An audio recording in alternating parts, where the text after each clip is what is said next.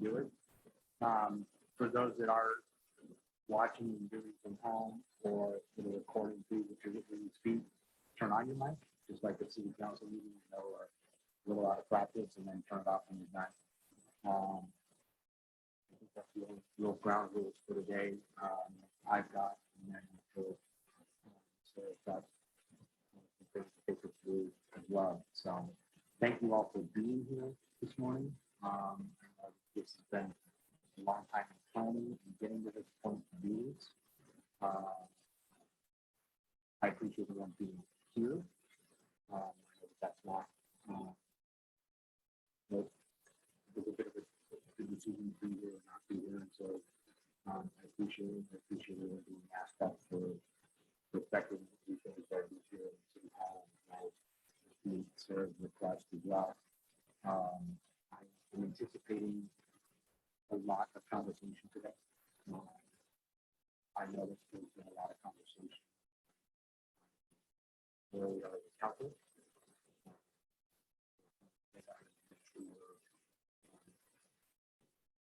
Talk about that changing those topics.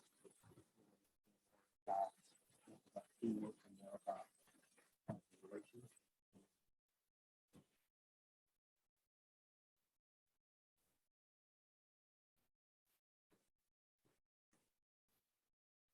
Optimist.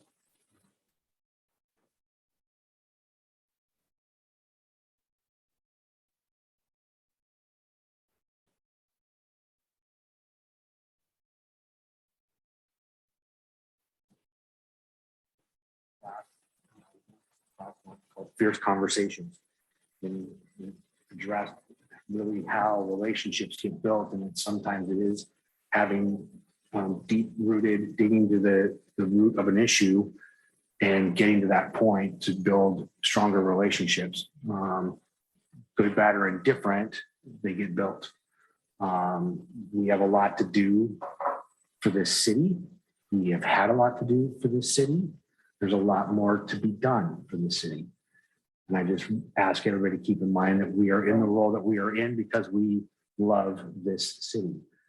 And we are a city. The parameters of our community have changed dramatically in the 12 years that I have been on this council. We've gone from a small town to a ever-growing city. And so there are important decisions that need to be made on how we embrace that, how we maintain that small Canby sense of feel for a town as we become a city. So it does start with us as the leaders of this city. And I know that we're going to have a successful day. So I appreciate everyone being here. I know you've got rules for success. Yes, use your microphones. I would just ask, as we are talking, let's try not to, as things get rolling, talk over each other. I don't know if Sarah, how you want to handle that, if that's a. We're going to talk about ground rules. Cool. Perfect. Great. So thank you, Sarah, for hanging with us for the last 2 years and finally getting us to this point. So thank you to you and your team for being here today. I'm excited, and I think this will be great.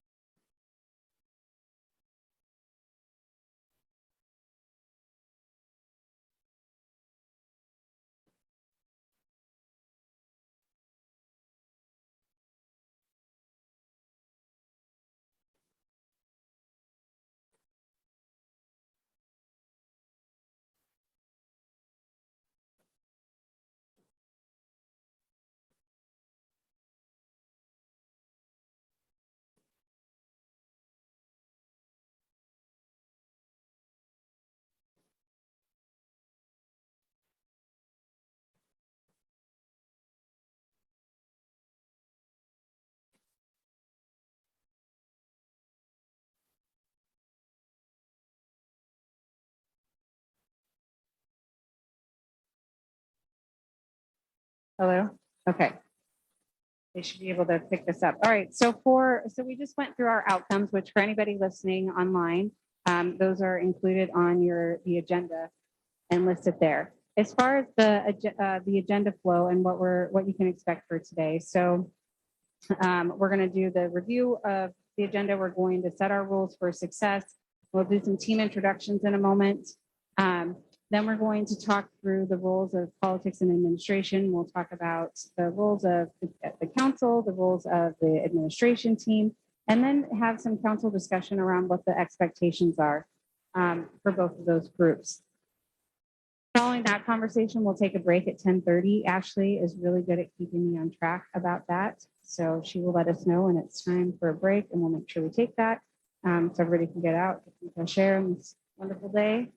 We'll come back together and do some context mapping. So this is where we're going to talk about some of the opportunities, some of the challenges, maybe some of the uncertainties. We'll also take a look back and recognize some of the good things that have happened over the last couple of years, because I think it's really important, first of all, to acknowledge that success and build on that momentum. And it does set a positive tone for the day as well. After the context mapping and we have a good understanding of the environment in which we're working, then we'll start to we'll look at some of the themes of that and get into mapping the goals. This is like a brainstorming exercise, if you will. And I know I've already seen some lists that Melissa sent out, and I think you all received that of some ideas that you have. But we'll start with that and then continue adding and have you guys do some brainstorming about some ideas that you have for the goals. One of the things that you might find to be a little different than years past in this goal setting, because I've looked at the other goals, but I really want you all to focus on the outcomes for the goals versus just a task list. So I just want to plant that seed now as you're thinking about it. And one of the things that's important about outcome-based goal setting versus just tasks, not to say we won't talk about some of those tasks and those tangible things that might happen throughout the year, but outcomes are really important because it helps the organization connect to what those are.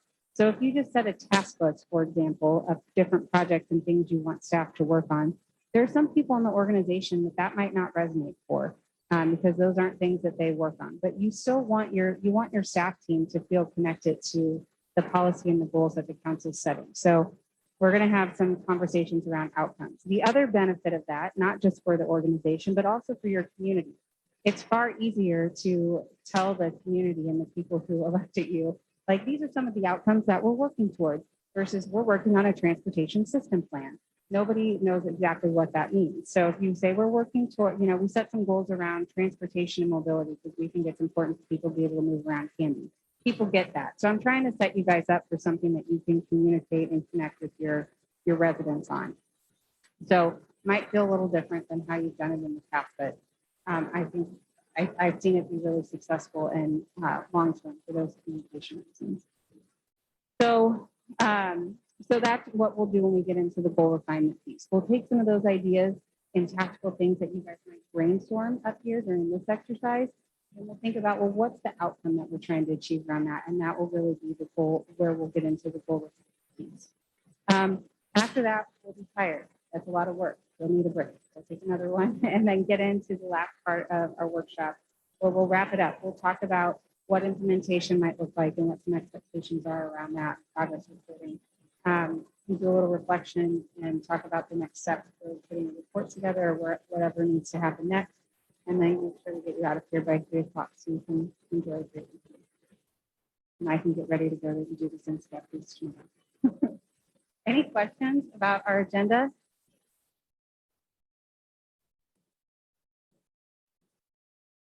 Oh, yeah, Mike.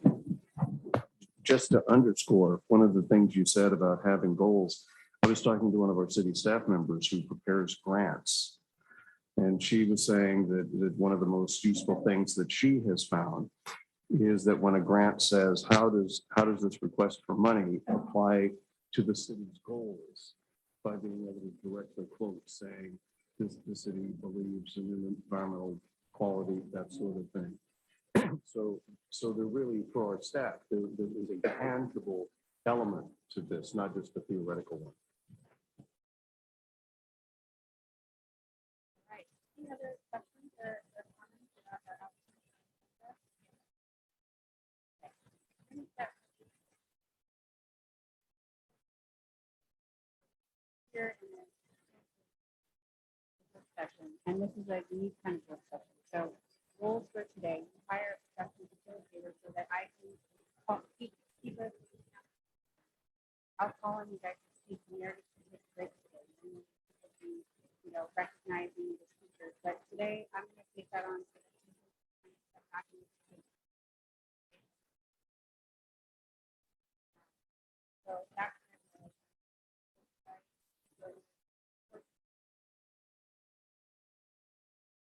actually also questions. I can also actually writing in. So got a lot of that's also I do that.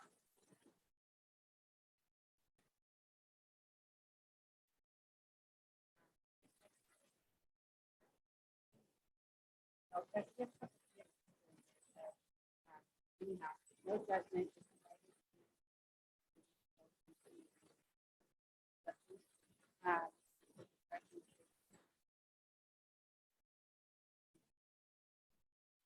Uh, let's see, so that's a little bit about us. As far as staff plays an important role here today too. They bring a lot of the technical expertise. They can provide context around certain conversations, so we're going to rely on them. But they're very much participants. Don't let the fact that I see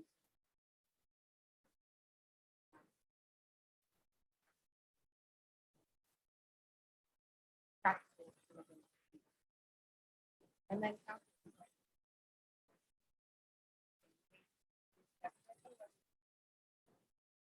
agenda. I try to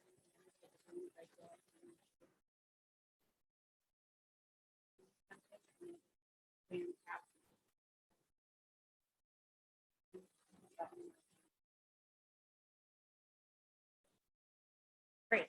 All right.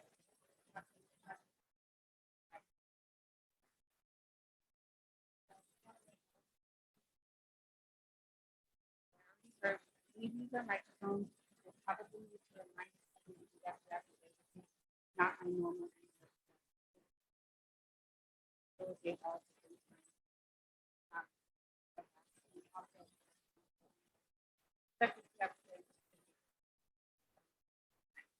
probably not have it.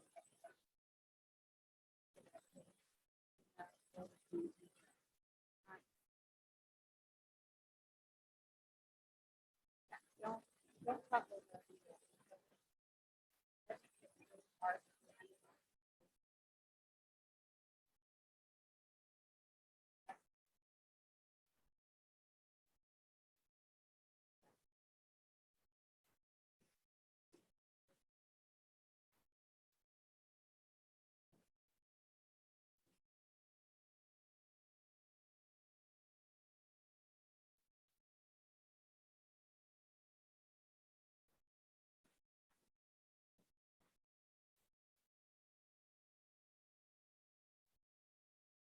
Ground rules are rules for success. What do you mean?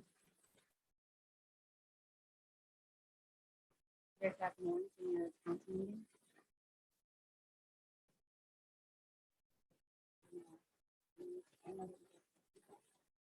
So, all that conversation. What do you mean? Raise hands, you want to know that. Yes, please, thank you.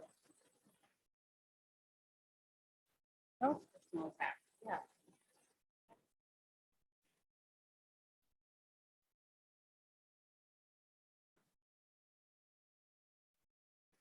I know, sometimes it's part of normal protocol, but you can get caught up in the topic of conversation with too many times. And, yeah, so I think it's important. Did we all assume, I heard comments that all here signed up for this job.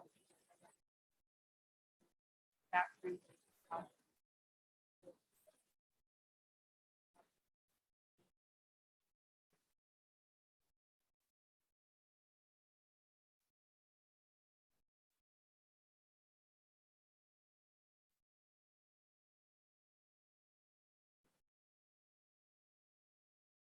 Okay, what else do you need to be successful?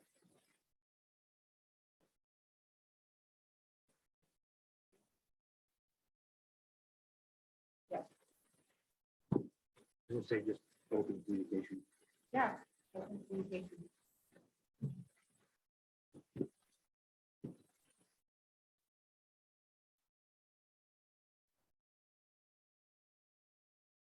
One thing I'll mention is if we could, I know you guys don't have your devices out on the table. I'm very used to working in a virtual situation where we looking at those devices, but if we could limit the distractions and try to keep them closed or off as much as possible.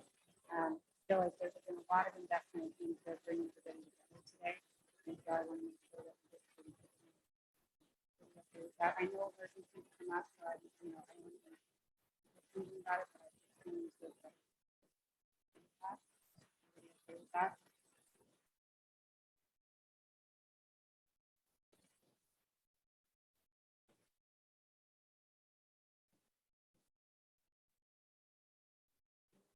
The last one that's important, I think, in the assignment process, from a facilitation standpoint, is that schools move forward with either consensus or majority.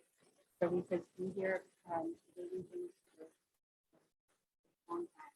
I think it's down to 59, but if we'll see if I can see consensus and we're getting first one, I'll just pull the group. What's important about this is that you don't want all, like the list getting too long with everybody getting their pet projects up there if there's not full support for it. I just how that plays out. If there's discussion, you go research something and move something down the way.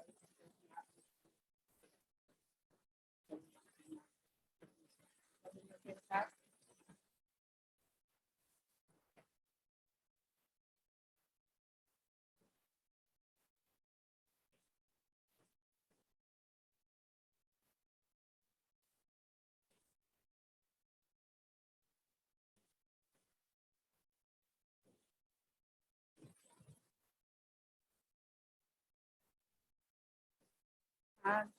I think we're good unless there are any others. Oh, yes. Right. I would also say participation.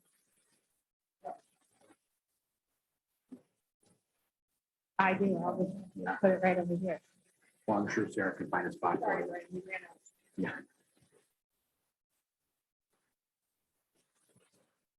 Yeah, I always tell people, whether it's a training or council goal setting, you get out of it what you put into it. And so if you want to make, if we're all here in this room together today, let's make the most of it and say, participate, stay engaged. Any others? I still got, yep, right over. Okay. I think we're good. All right, so I got to know you a little bit during this call, but again, it's been a long time. Let's just do quick,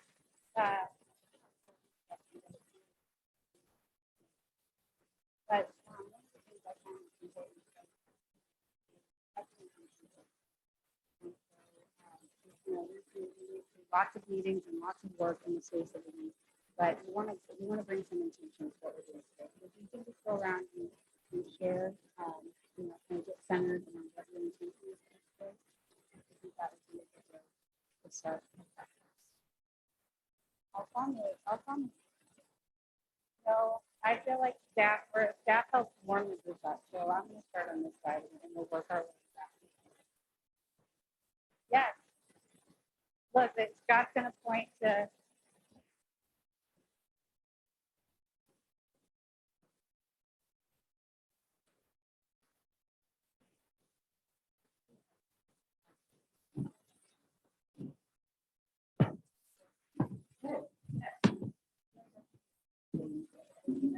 Very important background. So,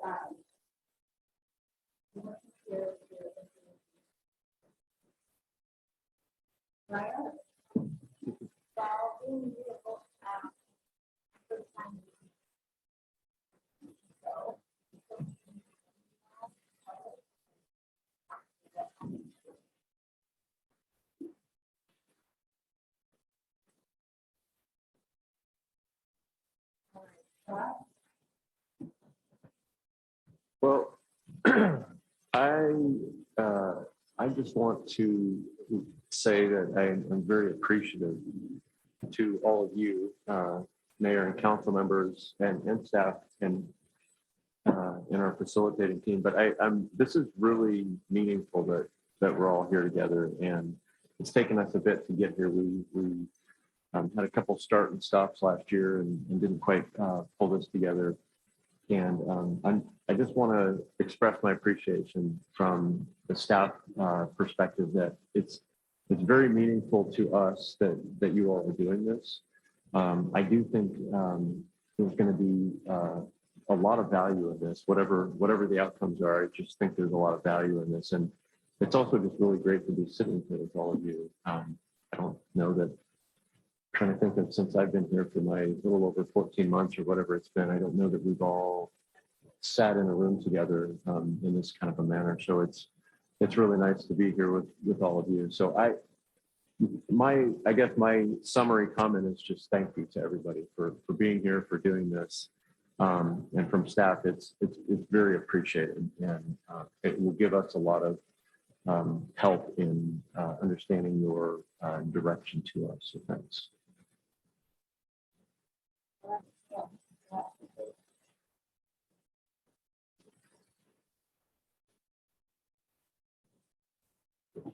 Perfect.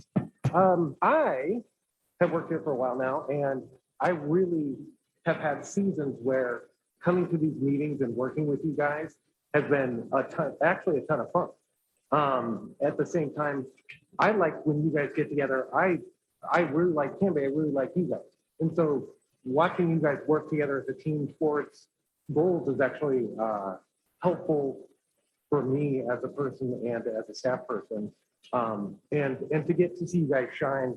And I think you do that better when you work together. So I'm excited to, in the same way that COVID's kind of eliminated working together, even in person, I'm excited to see you guys come together as a team and actually better this city and have some pride in doing it. Because it feels like if we're in our silos, I think it feels like we're, rogue islands out there doing stuff and doing our best. But I think coming together and having a purpose actually makes this a cooler job and a better job. So that's why I'm excited about this.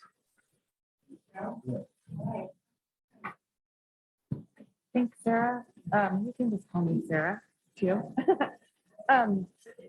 Yes, with an H. I am excited because I think that everyone that's a public servant of any sort sacrifices to make that a priority in their life.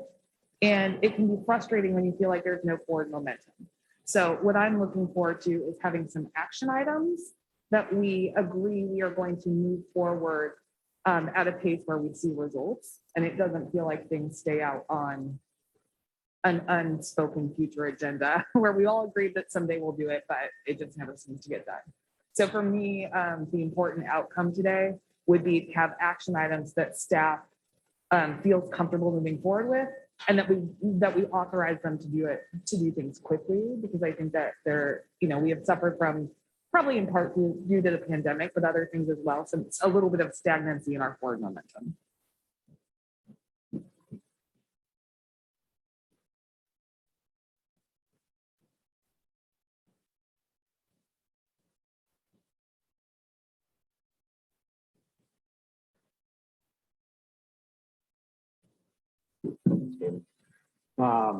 Sorry, thank you for a moment. I appreciate Scott's comments and Joe's comments about it definitely makes it a much more enjoyable environment when we're all working together. So I agree with Councilor Spoon on even looking ahead to your other flip chart too of us setting the what I think is important. What is it that we want the city holistically, but then also what are the parts that we need to focus on? So what are those? Maybe less of the to-do list and more of the, Council Parker and I have had lots of conversations about, we're kind of that 30,000 foot level and not necessarily getting down the weeds of the work, but so that is what is the what that we want to achieve. And it may be breaking down each of the sections of the city that we have and focusing on what is that what for, transit, what is that what for economic development, what is that what for, and then getting into the parts that get us to where we need to go.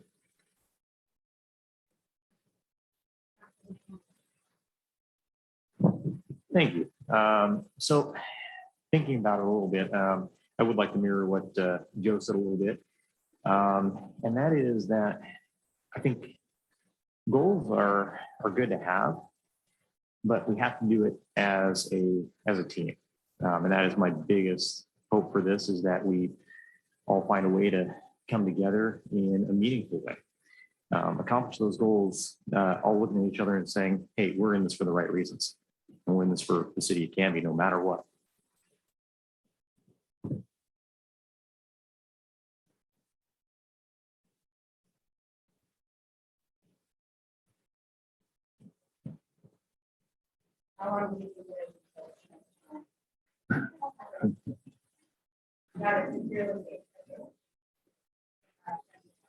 I think my hope for today is to see restored integrity and teamwork.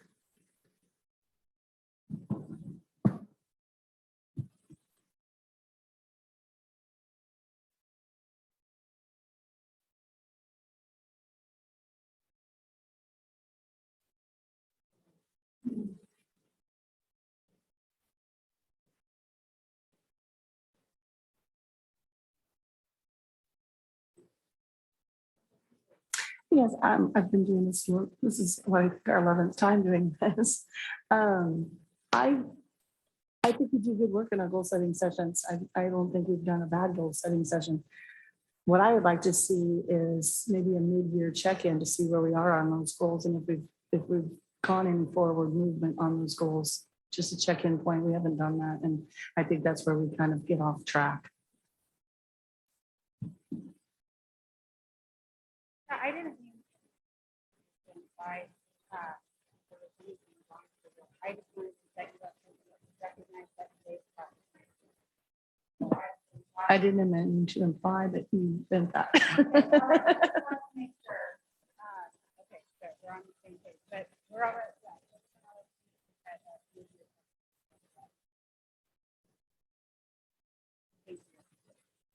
All right. There we go. I guess I would be interested in clarity on council goals and unity in like large projects for our city.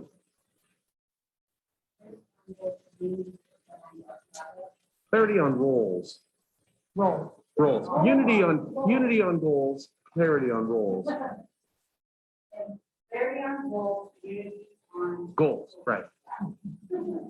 And an increase in rhyming words. All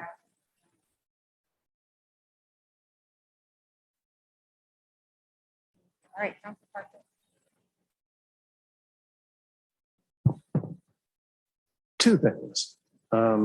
First, we've got more coming at us than our current structure allows. This list of work session puts us months into the future.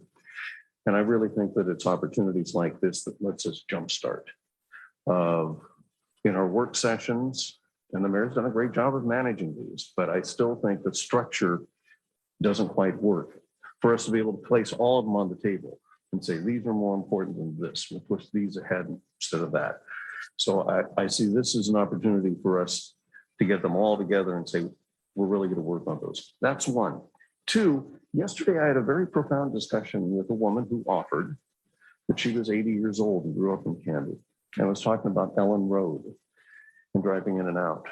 And she said, you know, that road is the same width it was when I was a kid.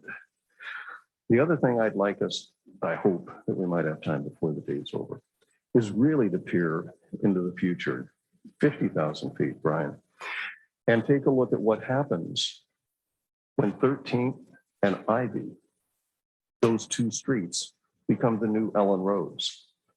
Will we have started any sort of process to keep them from becoming the Ellen Roads of 40 years from now?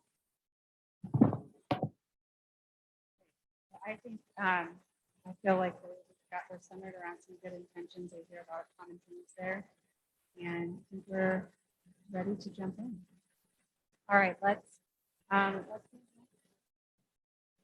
administration. You guys all okay if I take from this side and everybody, you guys want the president and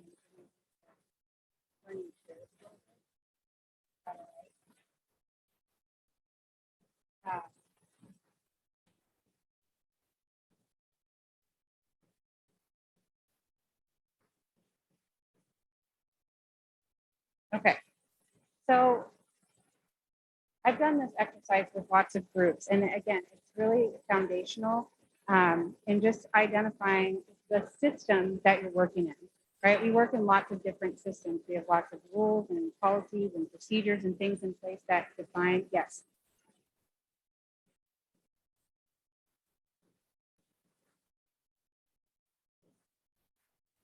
Deal. I stand kind of close here.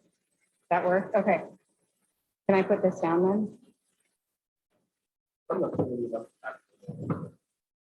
Okay, well, you guys will tell me if I need to pick it back up. Okay. So as I was mentioning, we work in lots of different systems, and you guys work in a really interesting one, an important one, the council manager form of government. But I think I don't have, has anybody taken like the LOC trainings? Yes, heads nodding. Councilor Dorn, if you haven't, got some fun ahead of you. I think they cover this to some extent in some of those trainings, but this is a good refresher. I'm not going to belabor it because I want to get into talking about the expectations that go into this piece, because I think that's the most important part. But it is, it warrants a little bit of background to just get into this. So back in the late 1800s, I think it was 1881 or 83. I'm watching that 1883 show right now. It's so good. I love it. So I might be mixing up my dates because that is like so in my head. But Woodrow Wilson wrote this, I think it's called a treatise, but it's a theory. And it's about the politics administration dichotomy. And what like the principle, it's super long and probably pretty boring, but and very important work because it outlines the dichotomy between politics and administration in this system, the foundation of the council manager form of government. And really the message there is it constructs the boundaries of public administration between staff and elected officials. And it asserts what those normative relationships should be between those two groups in order to have a really high functioning government in a democratic society. And so there's different kinds of governments. You've got the commission form of government, the mayor council, the strong mayor form of government, and then this council manager form of government. And this theory is really the basis of that. So what we see in this theory is it outlines a couple responsibilities here. And policy, this is council, and then administration is staff. The roles that you have in these areas, first, council sets the what. That's exactly what we're doing here today. You guys are providing the policy direction that the organization needs to know how to move forward. Staff then determines the how. They take that direction and figure out how are we going to put those programs in place, whatever, based on the council direction. The second role is the council, the policy group. You guys represent the constituents and keep staff informed. So you're elected by your neighbors, by your constituents, and you kind of have your finger on the pulse of the community based on those folks who elected you. And so, yes, this is what we have been missing. Sorry for the interruption. Sorry for the interruption, but I think this is going to solve our problem. Barbie wear blazers because they have pockets and hold microphones. Okay, how's that? Good. Now we're in business. I don't have to worry about saying so close to this. Okay, so where were we? You guys represent the constituents, have your finger on the pulse of the community. One important role in with that responsibility is to keep staff informed. So you're telling staff kind of the things that you're hearing out in the community. And so, and then the next rule here is setting the goals, priorities, and direction. So again, that's what's happening here today. You give staff the direction, and then they align the goals with resources in the budgeting process or in directing staff to do work. One other thing I skipped over here is the other important piece for staff is they have, this has really evolved over the years, but your city staff has just numerous advanced degrees, a wealth of experience. And so they bring all of this technical knowledge from their fields of expertise into the work that they're doing. And so that council can rely on them to bring research, best practices, and good analysis, and most importantly, unbiased analysis to the decision makers to be able to set policy and make the decisions. So council sets the direction. And then one of the most important things you do each year is approve the budget and then contract how you're going to spend resources. And so then once that happens, then staff has to having to carry that out in the projects and programs. They take that spending plan that you create based on goals that you develop and then carry it forward. So with each of these areas, there are expectations that come with it. And so that's what I want to talk about today. And we're going to add to this, but there's a couple ones that I've seen time after time that's really important. So the first one on the council side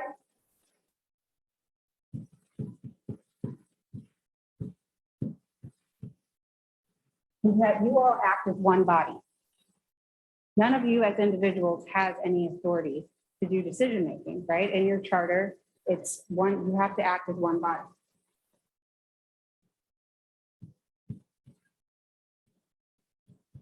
So what that means, I've seen it work in a lot of different ways in communities, but for it to really, again, this is all about having a high performing system.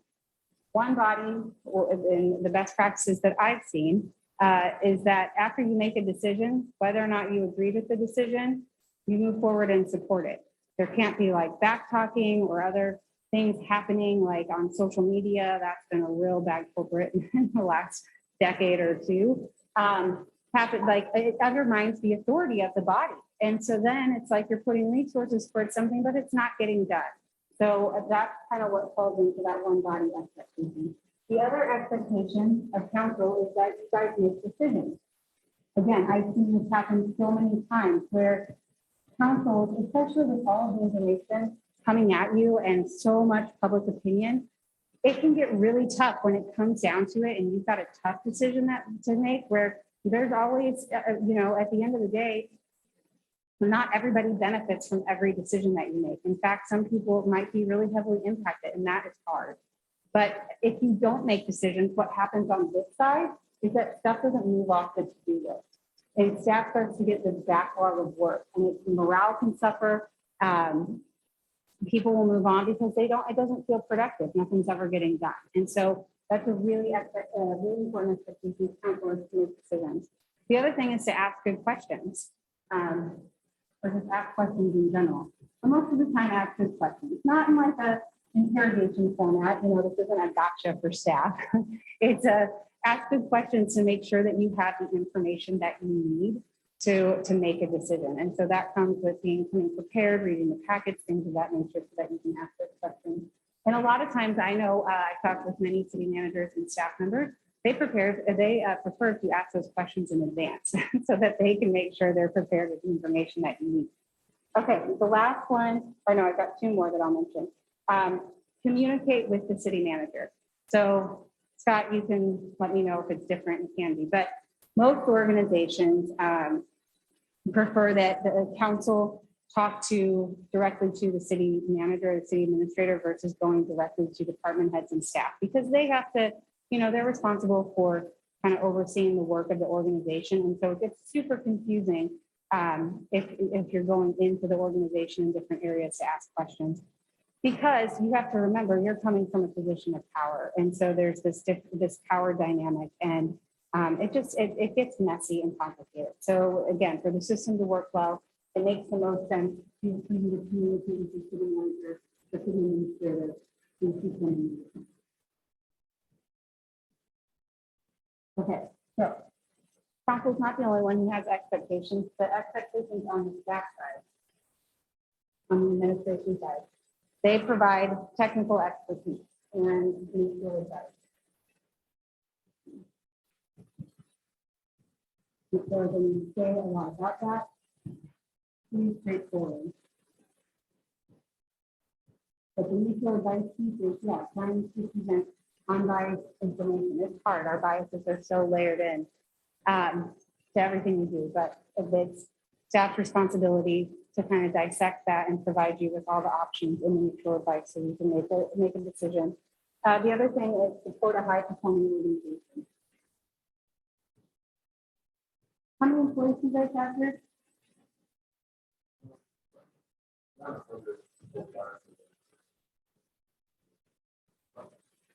Okay, yeah, so there's a lot of people relying on direction, and people spend a lot of their lives at work and they want it to feel productive and enjoyable. And so that's your leadership's job to make sure that happens, and that they're in step with what the policy that council is setting. Let's see. The other thing is keep council informed. I've never met an elected official that likes surprises. So I don't know if that's any different here, if you guys like surprises at your meeting, but typically if something's bubbling up or happening in the community or in the organization, it's important to keep the council informed.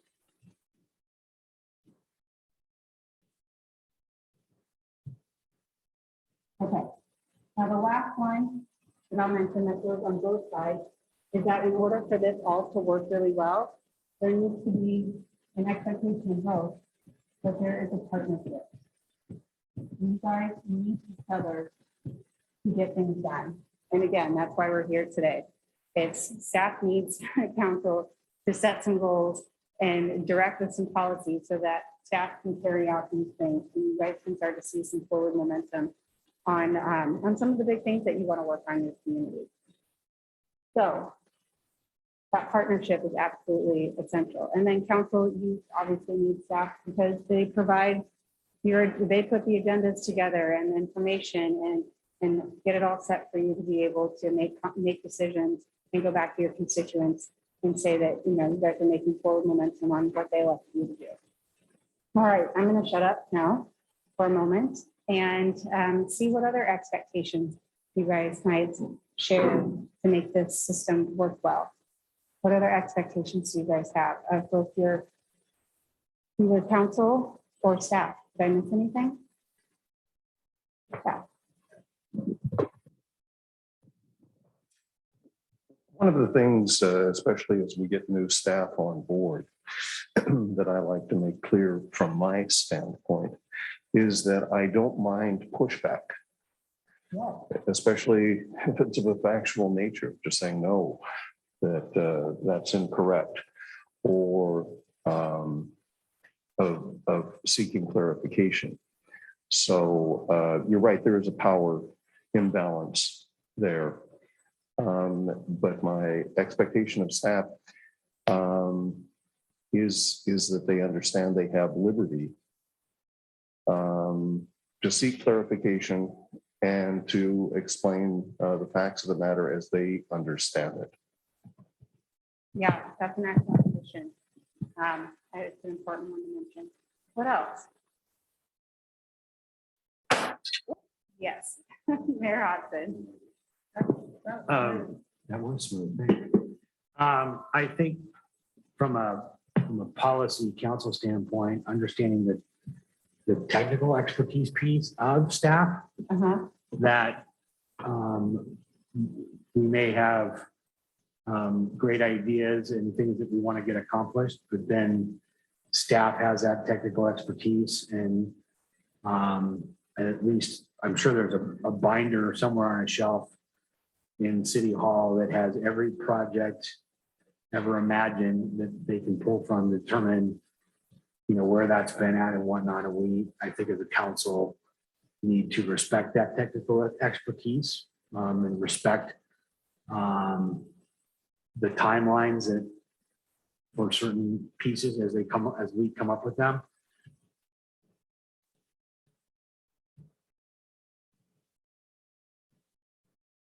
I think that's an excellent point. But again, lots of expertise in this organization. Sarah. Along the lines of respecting timelines and their technical expertise, I expect from staff to let us know if they need more resources to accomplish the goals. So instead of just letting goals go unfinished, if additional resources would allow us to accomplish that, we need staff to tell us that so that we can authorize those actions. That's helpful. The other question I had about this process that we're doing right now is that we have a third role, which is mayor, right? And mayor is not necessarily a member of council. And I was wondering if we were going to have an opportunity to discuss the difference in roles and responsibilities of council and mayor. Well, I don't want to go too deep into your council rules, but you guys, and I'm going to defer to your city attorney a little bit on this. As far as what's different in the charter, but you still are operating in this system. So, and I've reviewed your council rules. It's been a little while, but I don't know that it differs from this. Joe, anything that is in the charter that outlines as far as different responsibilities? Well, as far as there being a body, the mayor's role is a little unique in that he votes when there's a tie. Yes. But it's still one body. And because of the way we're set up, he's on a different election cycle. He's a 2-year instead of a 4-year. And that he's the one tasked with kind of, running the meetings, Right. and setting the agenda by charter. And so those are slightly different roles. And in our system, we've had, I guess this question about if council has the powers, all the power of the city, which they do as the lawmakers and the policy makers. I guess what I'm gathering from the discussion here, or the question is, when those things don't necessarily align, is that a third relationship, or is that a try to get back to the one body? And that's a question I think for you guys to discuss, not coming from me. Yeah, but that's what's in the charter. It's the agenda setting, it's the tie-breaking vote. But I don't know, Sarah, if there's something more specific or that's come up. There probably is in just a discussion that I think that we should have as a body, but we can talk about that during our goals or whatever in terms of how we move forward as a body and what that looks like. So we can adjust that conversation for there, because it probably does. I mean, it might conflict with some things we're doing here, and I don't want to usurp, or like sideline your project. So I'll save those additional questions for our goal setting session. Okay. And also know that at one of I want to circle back to this. So this is foundational. I like to start with it, and then I like to circle back to it at the end. Is that based on these goals, based on these expectations that we're talking about right now, walking away with some team agreement as to how you're going to move the goals forward. So if there's something in your current system or process that's paying you guys up, like we need to have some discussion around that and safe space, right, to talk about this. And to figure out where it's keeping you from making forward progress on your goals. So maybe be thinking about that, plant the seed that we're going to come back to team agreement later. As far as that part of how you'll move your goals forward, part of that implementation plan piece.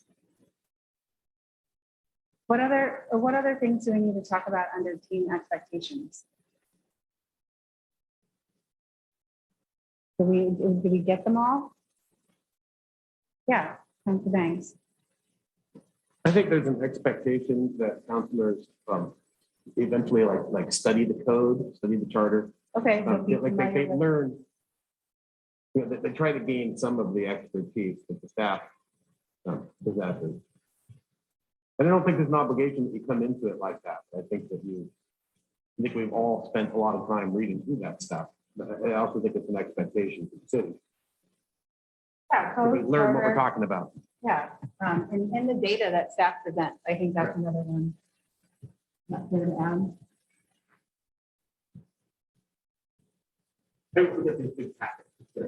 I don't know how you guys need those things.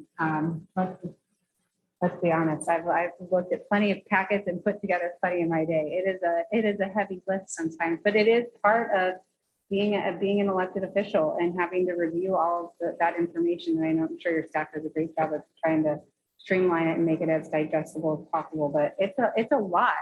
Councilor Jordan and I were talking the other night, and I said, you feel like you're drinking from a fire hose because that's typically what new elected officials feel like. You have to get your mind wrapped around so many different things. But that's what's nice on this other side, is that you've got some technical expertise from staff to help kind of walk you through those things. But yes, there's absolutely an expectation that you have some familiarity with it. Otherwise, how in the world would you make a decision on something? Yes, it is. I've heard that mentioned several times.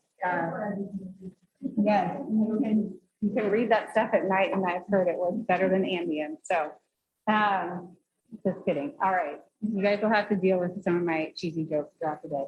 Okay, other expectations? No? Are we good? This is a good list. All right, well, I want to just, again, plant that seed, be thinking about what we need to agree to as a team later to move forward that kind of supports this within the system. Okay, we're ahead of schedule. I'm going to get us kind of speed up for the next conversation. So in contract mapping, we have to move. Yeah.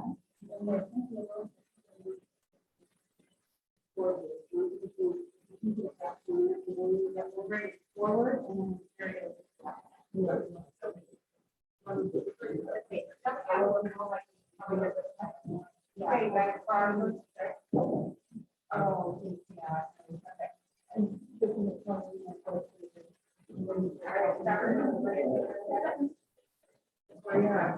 It is. Yeah.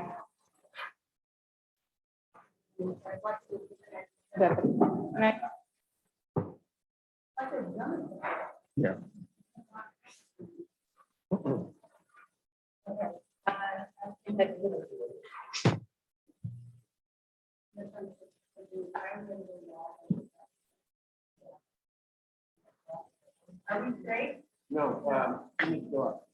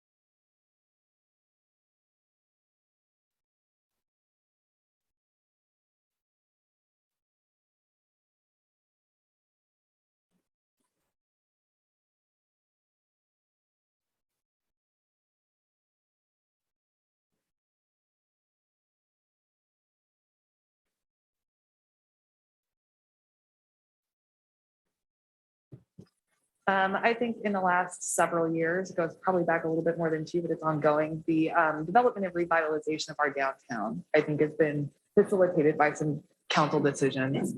And we've seen vibrancy downtown in the last couple of years that we haven't seen in a decade plus. So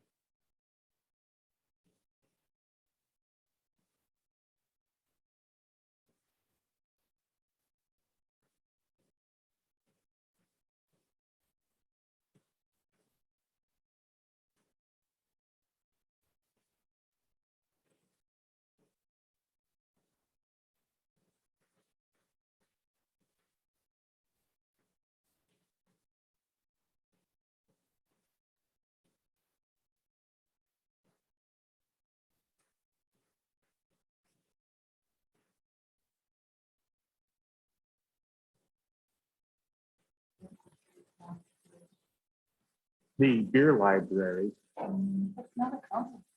I know, so it's like underway. The beer library. It actually goes under development, under revitalization.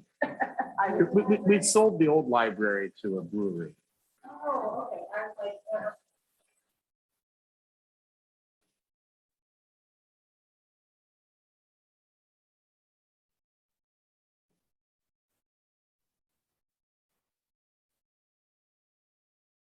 We've made a lot of accomplishments. It's not finished yet, but solving truck traffic problems down at the industrial park with the Walnut extension, which is not built, but is way more built than it was. what was the name of the extension? Walnut. Common extension? Mhm.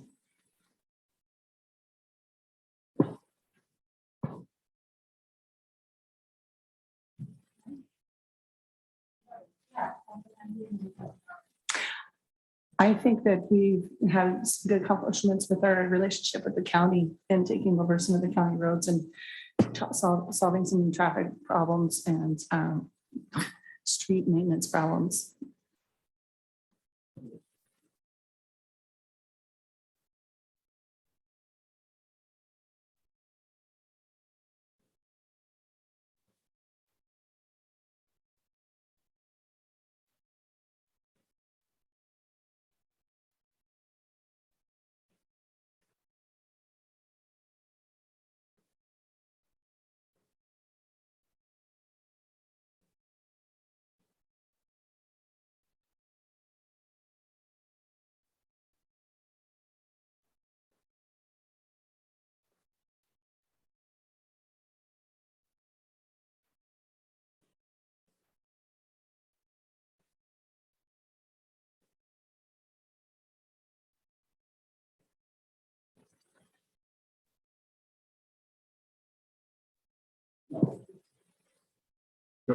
Go ahead, Chris.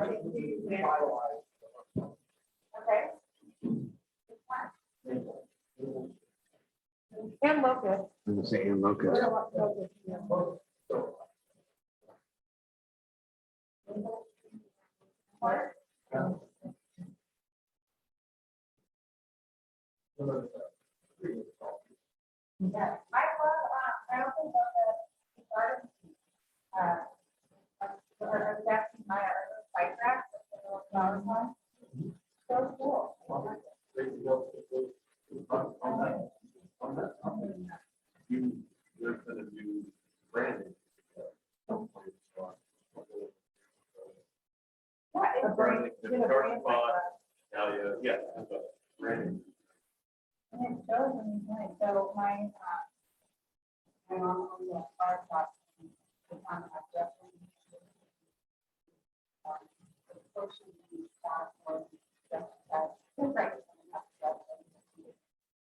Right when you drive in, I'm going to start.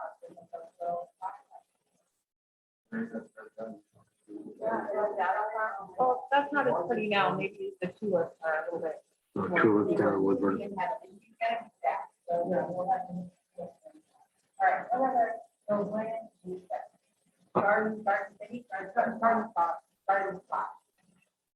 To kind of piggyback on the piece with the hiring of a new city manager, I would piggyback and add who the city manager has brought in and added to his team. I think that's played a big part in the technical expertise of our city staff. Yeah, that's a good point, Brian, because 6 years ago, we identified continuity of services with retirements.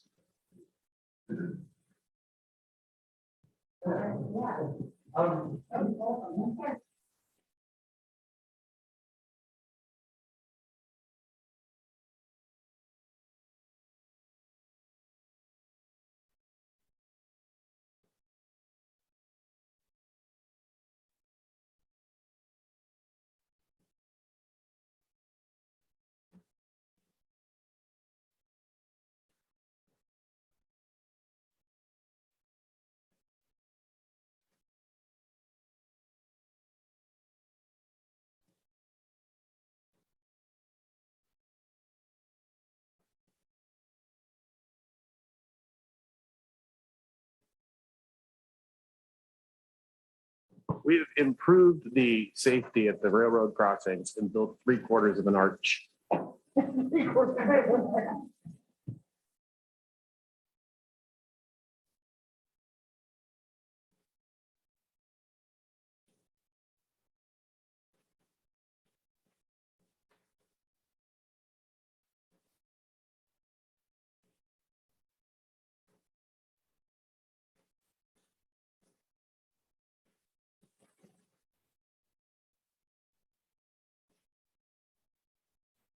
But one thing that's really an accomplishment, and I think it's almost entirely administration that did it, is we moved the court out of the police department, which I think is a huge deal for the people that have to go there.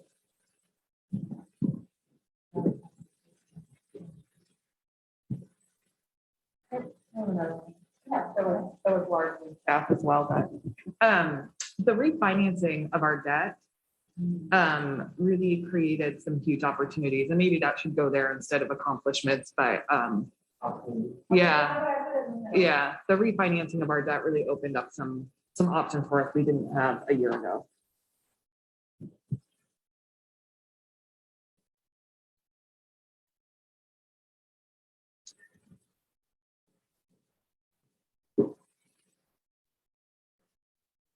Sarah, I'm gonna throw out two more. One is the amount of internal promotes that we had in city staff has been commendable. I mean, we've had Joe has expanded his role, Melissa has expanded her role. We promoted our lieutenant, I guess would have been officially a captain, was the new moniker for our police, but so our captain was promoted internally to the chief. Jamie and Jerry being promoted. And so a lot of internal promotes. And on top of that, I'd like to say too, the improvement of diversity in our police force.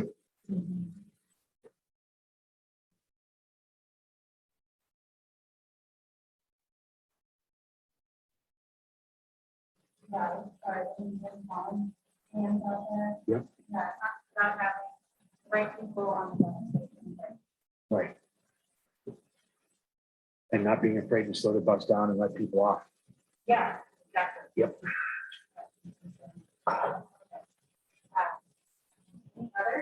We have set the foundation for improving our pool.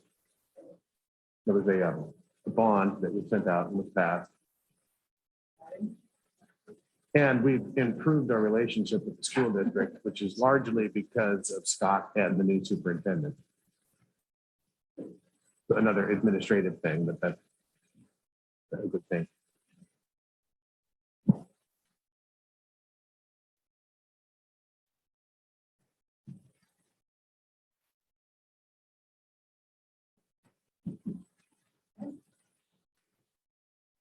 Sarah, I'm gonna throw in an accomplishment maybe a challenge or opportunity.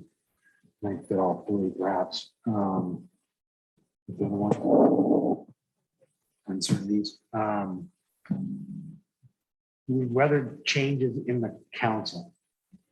I mean, we've had a number of reappointments over the years, elections change councils. And so I think how that gets weathered by staff and by the administrative team and by the counselors still on there, both play accomplishments as well as challenges and opportunities. There's always new dynamics that get created, good, bad, or indifferent.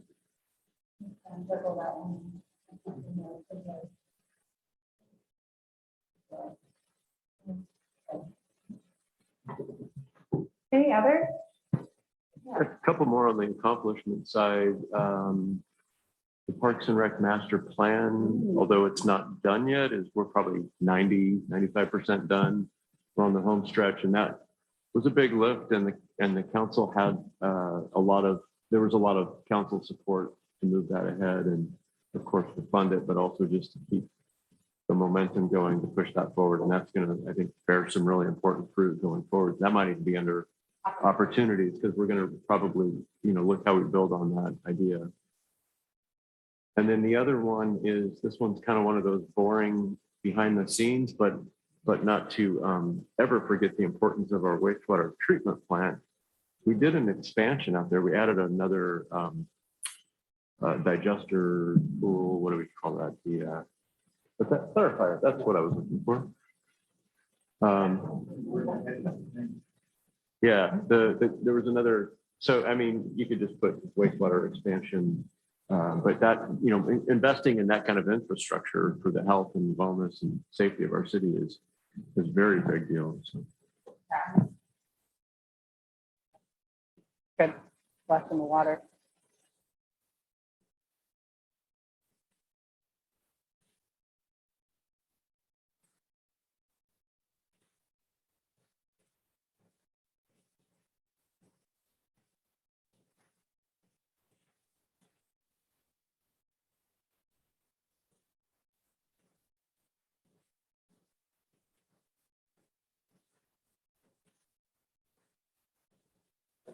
Setting things in motion, short documents.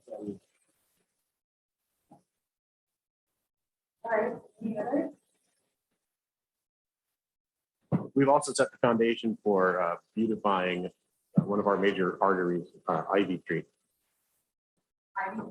In partnership with a couple of other agencies. On that, and also with 99, the redevelopment of the main highway through town, doing some work on, partnering with ODOT to make that prettier as well.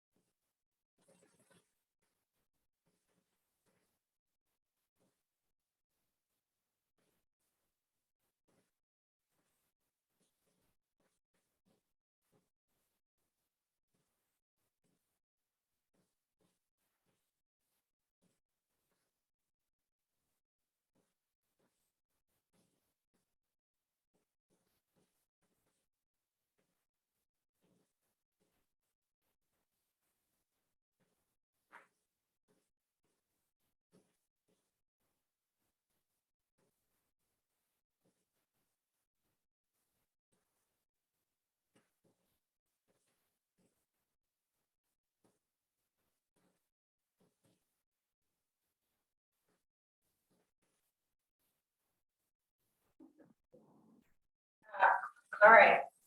Burke, are you raising your hand?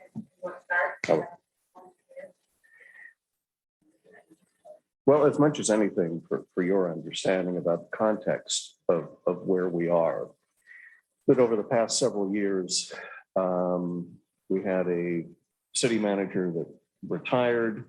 Then we hired somebody who then left shortly after that. And then we hired Scott. So that was a bit of a challenge in terms of continuity. For example, we'd started getting some action on getting the Parks Master Plan going.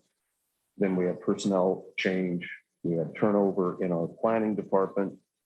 In fact, almost our entire planning department. And then finally, the other challenge was that our finance director left.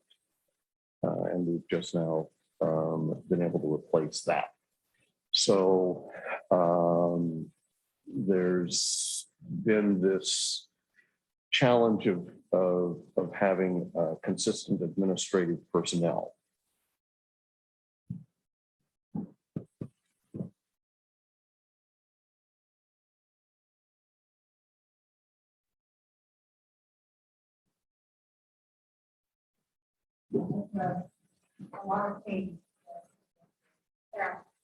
Many of the documents that guide our policy, like our master plans and our transportation plans, are grossly out of date. Okay.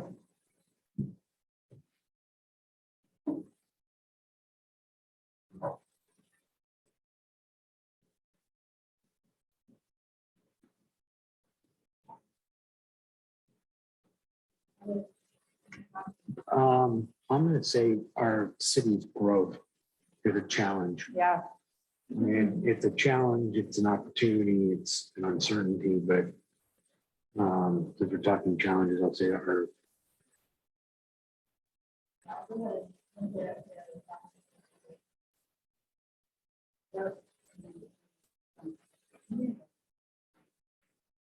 I think also is our changing demographic. I should say demographics, plural, the plurality of that. Not only from where 24% of our community is from Mexico or Central America or something, so Hispanic in nature. Pardon me?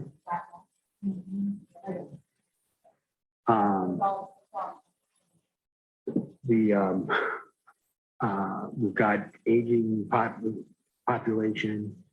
We also are seeing an influx of new families, young families. We're seeing people that are moving here from Portland and California, and I mean that's been an ongoing piece, but that brings different ideas of what community and what Canby could or should look like. Yeah, that's important. See growth in the metro.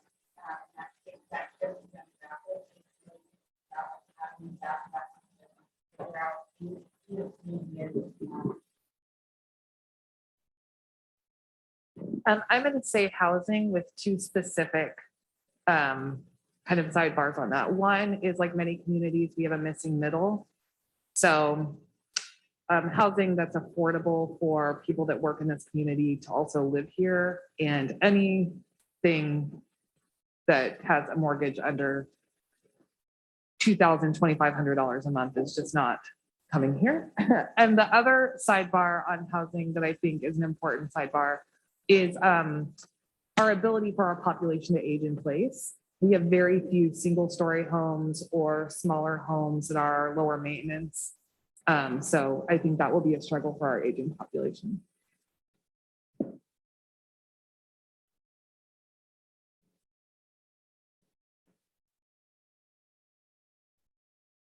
That's the thing. The water quality, I think, is a challenge. Water quality. Yeah, in particular taste. We have a problem with the railroad, the train stopping and separating our police department from half the town, Separating the police department from what? half the town. And the fire department too. The fire department has a solution. They're building a station on the other side of the track. The train will stop in town and just sit there for a long time. So, So the train divides the town? yeah.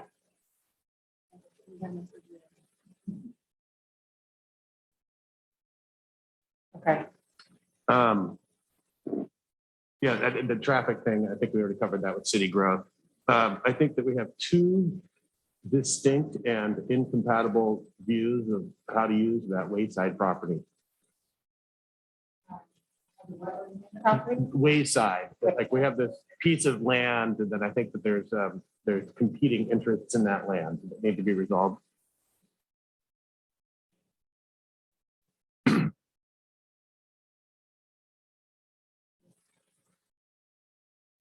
The school district owns the land that our adult center and pool sit on. I think that's something that we need to resolve. Yeah.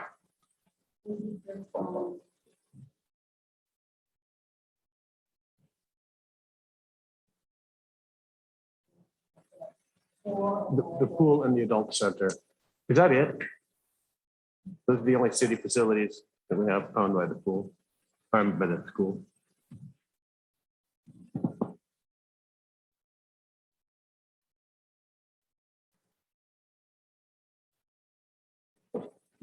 I have one last one. We don't have pedestrian access from downtown to our walking trails. We have a logging road. This used to be a logging road. It's now this big, long walking trail. It's miles long, but can't get there from here.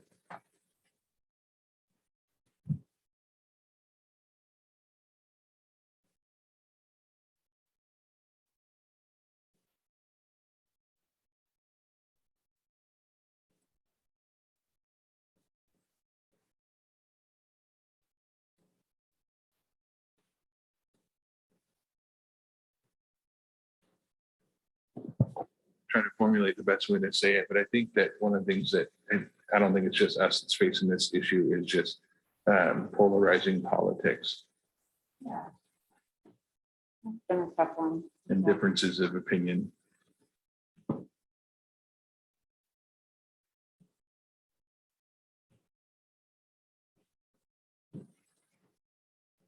That's everywhere. That's what he said. Yeah. Yeah, that's the.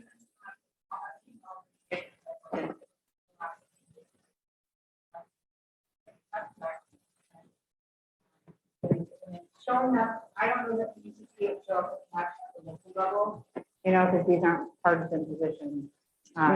But it's like one of those issues that it's just been harder and harder to keep it away, and it has had a significant, tremendous impact on stability sometimes in discussions. So certainly worth mentioning.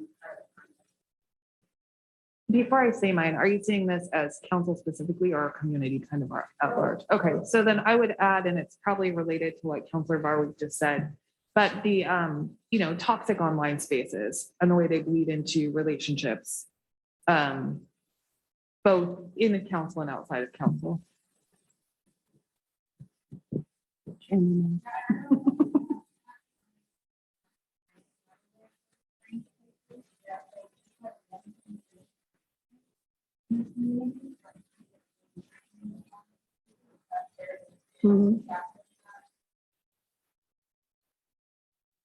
Yeah, I mean, everybody has an opinion, and very few opinions are correct. I think, we all have incorrect opinions a lot of times on certain things.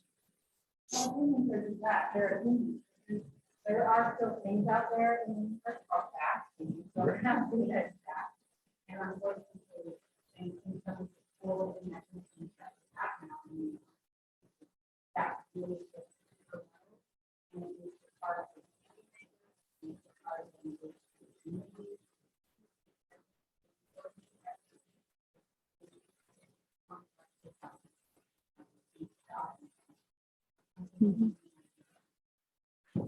Yeah, I think getting into that few talks online spaces, polarizing politics. I think this is something honestly that, while it may not be specific to Canby in the overall sense, I think Canby faces a very specific dynamic in this. Is that we have been up until a few years ago a smaller city.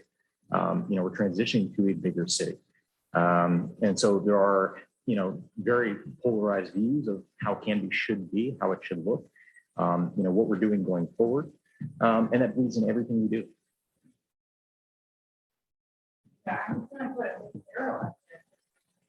Before I will talk about the and transition from small town to, let's say, like a big city, but in more urbanized. That's a fairly separate. Small town, small city, that. Greg, what is it they say, like, that they say about Oregonians? They hate sprawl. Two things that they hate are sprawl. Sprawl and growth. density. Sprawl and density. Yeah, there you go. You have to do one or the other. Yeah,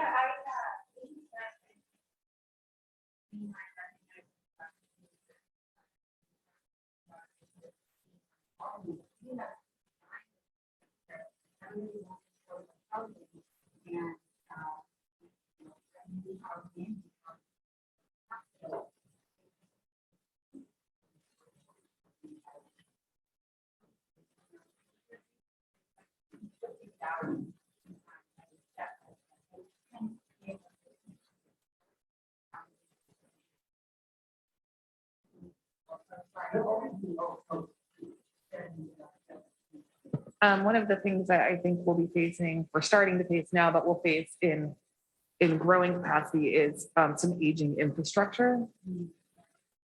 From our wastewater treatment plant to roads to, we just have some expenses coming up that will stress some of our resources for sure.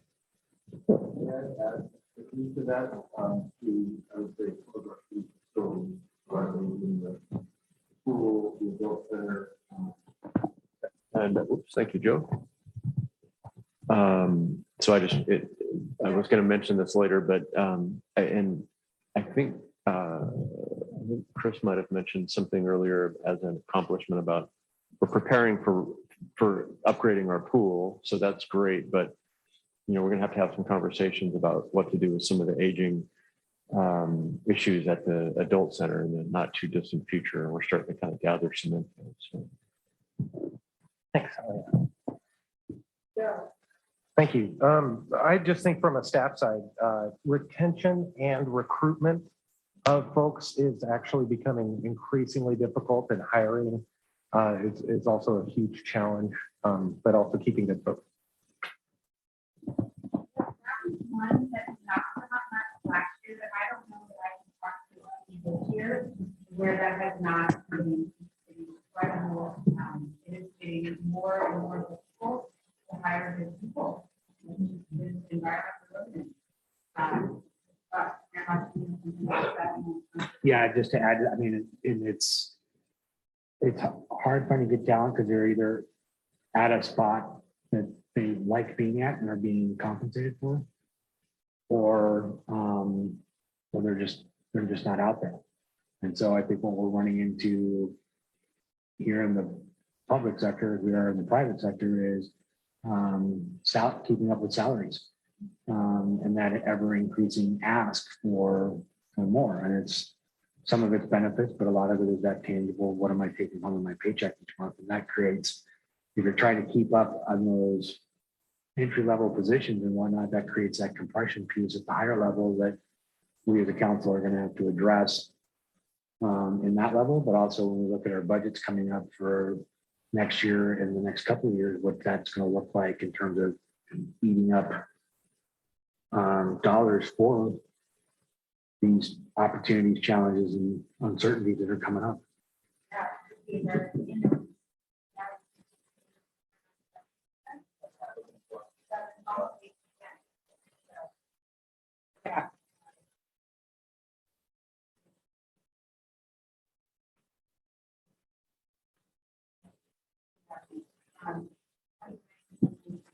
Just to pile on, a couple of things already said, in terms of that budget, right now, we have a lot of money from, the federal government has sent us money and the tax base has been high. It's going to be a challenge to adjust to the reality that that's not going to last. And to pile on to what Joe said, we have an acute labor shortage throughout town. It's not just the city government, it's everywhere. And we're about to add, what is it, 700 jobs they're saying for Amazon? Like, so it's not going to resolve anytime soon. This is a problem everywhere. And another problem that we have certainly everywhere in the West Coast is the growth of homeless people, which we didn't really used to have here. Yeah, this,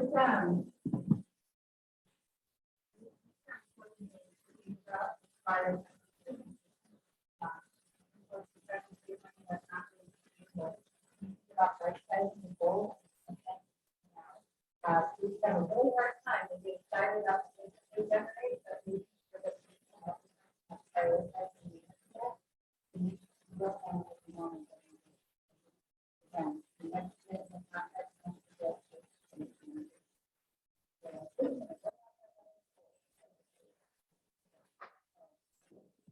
I think in talking about the aging infrastructure and, all of that stuff, we have to keep in mind too, the challenge of increased costs of everything. Drastic increased costs of everything. Yeah.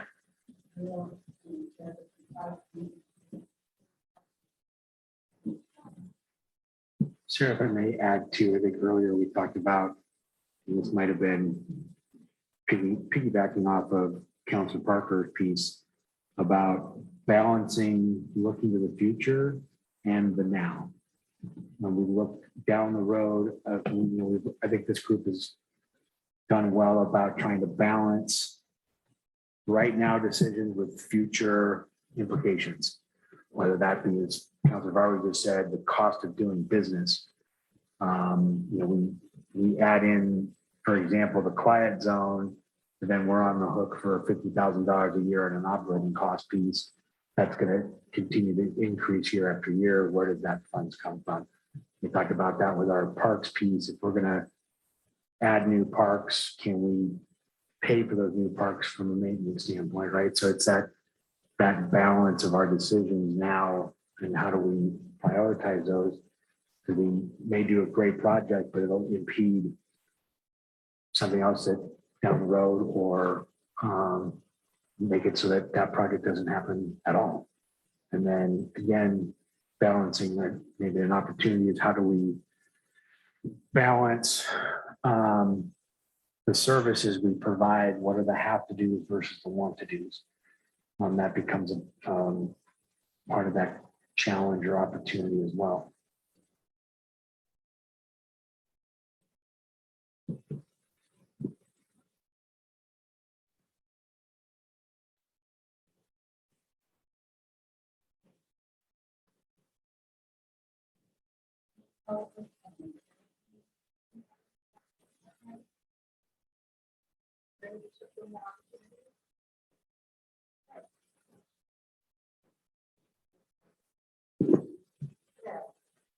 I have a few here. One is we do have some federal money coming our way. That's an opportunity that we have not had in the past, or at least not in some time. We are working on some new master plans and have planned for other plans. We planned some plans and we're working on some plans. We have a meeting, we could schedule another meeting. Yeah. Yes, a plan to create another plan. Yes. And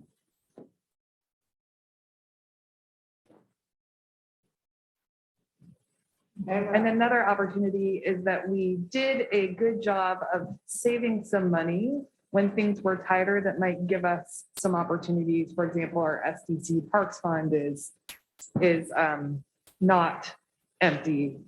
There's a potential to do some things like land acquisition, some opportunities that we haven't had in a really long time.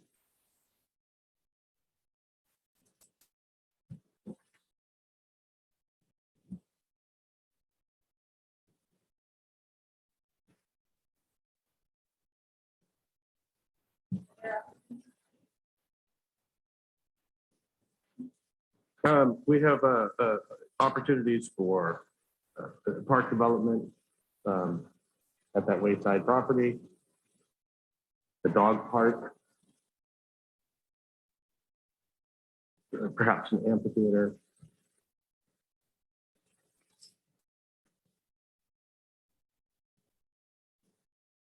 We have an opportunity with the expansion of that logging road going many miles, which could bring in recreation tourism. We have an opportunity with the continued downtown viability or vitality rather, as a like becoming a destination. Not a place you have to go to.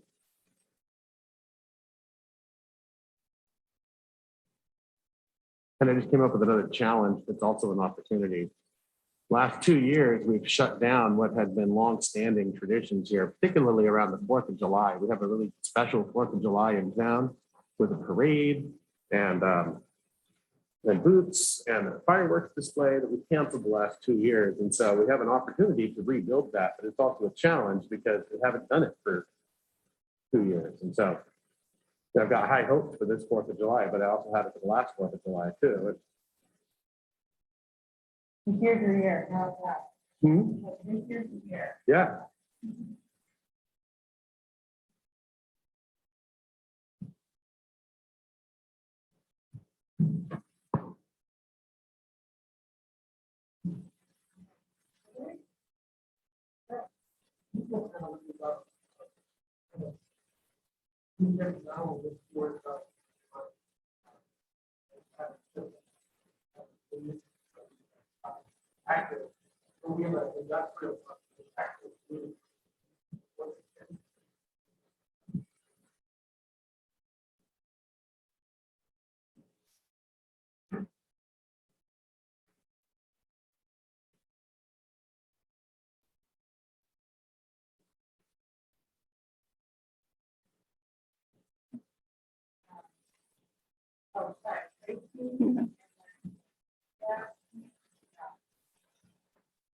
I think we have opportunities in the relationships we've built with other agencies, whether it's the county roads, the parks developments, or even with the railroad. I think that we've had a lot of good relationship building opportunities in the last couple of years that's going to carry us forward with other agencies.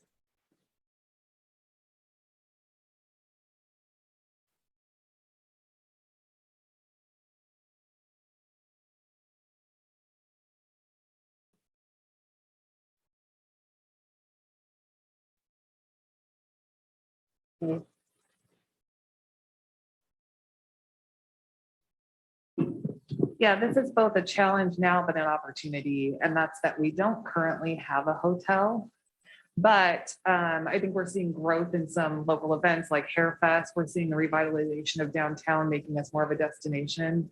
And I think that there might be an opportunity, or we're closer to an opportunity for a hotel than we have been in some time, which could help make us a destination. The other opportunity we have that I mentioned before, but I want to make sure it's noted, is that refinancing of the Ura Deck is an opportunity to do some projects that we have had identified, but have not been able to accomplish. That can make huge, smaller projects relatively that would make a huge impact on specifically our downtown, our walking and biking, and the aesthetic, I guess, and overall look of the community.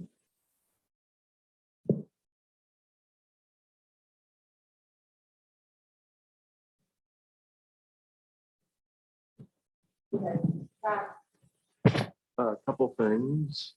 Probably both of these go along with other things that have been said, but I just think calling them out specifically might be good. One is the completion of the civic block. The council's been involved, well, URA/council. So there's the Dahlia building, the big building, but we still have the remainder of that is in process of being finished out. And so that's a big deal for downtown. And then the other one is there's been some discussion about the partnerships, and somebody said something about, I think it was under challenges, maybe the school district owning the property that some of our buildings reside on. I think there's a great opportunity for some partnershiping with our school district that we maybe haven't had for a while, that I feel really good about, both on kind of with those buildings specifically, that we might be able to actually get something done where we get a longer term arrangement there. But then also just in general, you know, partnering with the school district on use of what is public assets, you know, the land and the buildings for activities and different things like that. So I think that might even tie in with our Parks Master Plan of how we enhance recreational opportunities for the community. So I see some good things happening there.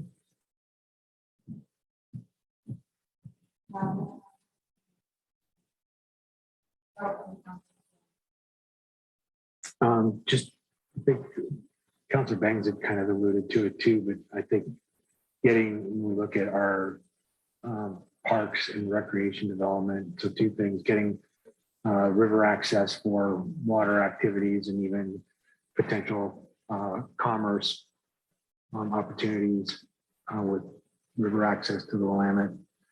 And then the other piece too is being able to expand either city-owned facilities for recreation. There's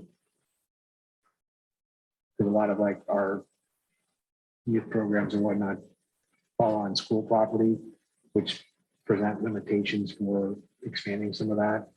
And then just even as, like I said earlier, we've got aging population as well, and how do we accommodate what recreation looks like on that end as well.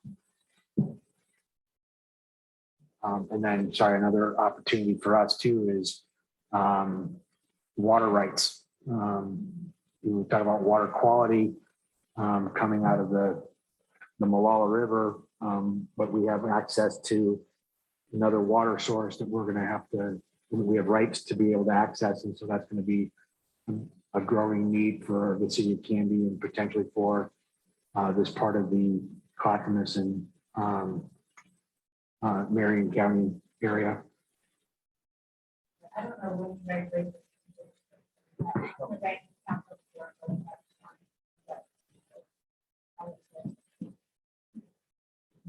All right, I have a few more. To piggyback on what Tracy said, one goal I'd like to see, and I think it's an opportunity, is to work with the state parks to fix that boat launch.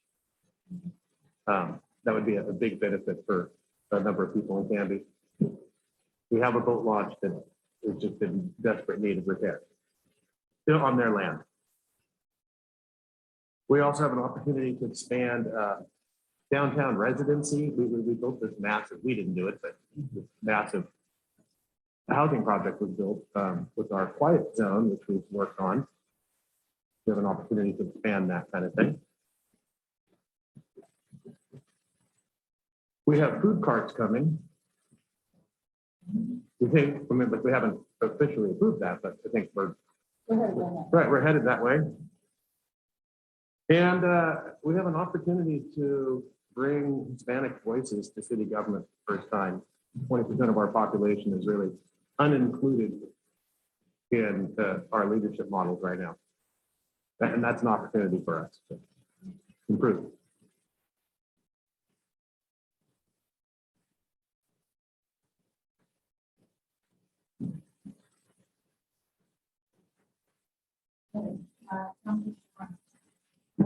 Thank you. So this ties into a couple of different challenges that were brought up, specifically, rising costs of everything, balancing, the now with future. Looking at some of the, bigger projects that have been, proposed and some that are in process. We do have, I think, an opportunity to have some of the longer conversations and try and utilize every resource possible to balance that stewardship of city money, and not always aim for the biggest possible project, but tailor it down, work on it, try and find ways to maximize the money that is available and still accomplish those goals. And at the same time, you're balancing looking at the rising costs of aging infrastructure at the same time, unanticipated costs that could come with those bigger projects being on the plate. So,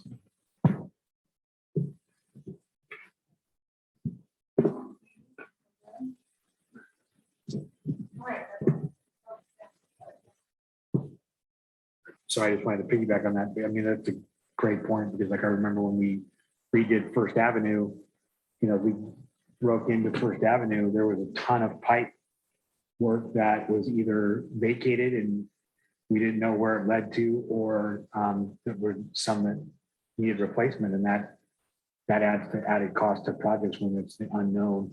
When we finally crack open the earth and realize, oh gosh, we got some issues here. And I think we ran into that when we did, might have been us with the county when we went through by the fairground. There ended up being some pipe work that needed to be done with that project, but we didn't know until we opened up the earth. So I think there's going to be more of that as we start doing, as we continue to grow and open things up.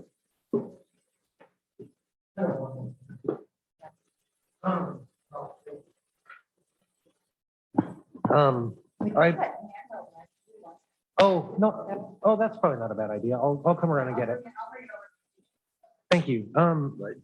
I think there is, from a staff point of view, we have some staff more recently, some hires and some folks who are more about being innovative with technology than we ever have before. Yeah. And so I think there's massive opportunities. I will give props to our recorder / HR manager, as well as our library director / information services and IT director, Danny Smith. It's exciting to see people who want to innovate using technology, and our organization hasn't always been that way. And the organizations that can figure that out.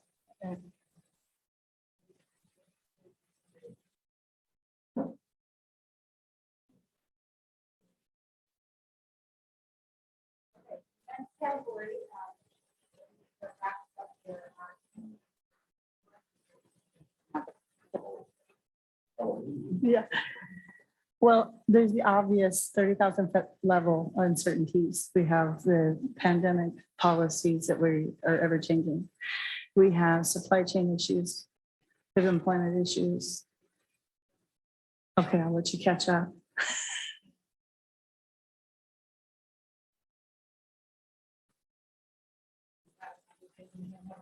Yes, supply chain and employment shortages, I'll call them, because they truly are at this point. Which, of course, causes economic issues. Oh, no. Liquor stores on high alert. No, which leads to economic issues and uncertainties. But more locally, it's the decisions that are being made at a more local level and that are somewhat out of our control, because it's at state level. We're doing tolling. So I think what's gonna the most Decisions happen at the state level. yeah. So I think when focus, State mandate. sure, I like that word in this instance. Okay. But more focused issue, I think the uncertainty of what the tolling is going to do to our traffic patterns here in town.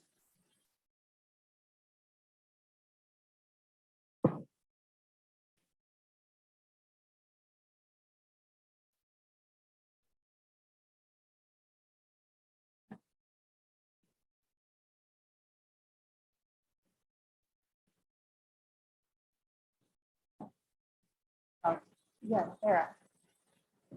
I think that there is an uncertainty with what upzoning looks like at the state level and how that might change the upzoning and how that might change the zoning of our land, and then how that will impact growth and then the pressures on infrastructure. So that upzoning is going to have a significant impact, and that's a little bit uncertain right now. And then another uncertainty for us is the future of the Burke Parkway extension. Burke, BERG, Yeah, we don't have a good path to Highway 99 that is of any use to anything larger than a minivan. And we have some businesses that would like to be able to go out I-5. That requires a 3-agency expansion of Burke Parkway, of which we have only 1/3 of the decision-making power. So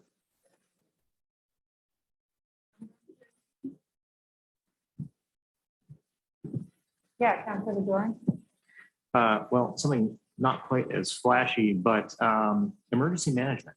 So in the last, year and change now, we've had 2 major emergencies, fires, the ice storms, both of which from the county emergency management level, we're seeing as something that wouldn't happen for another 10, 15, 20 years.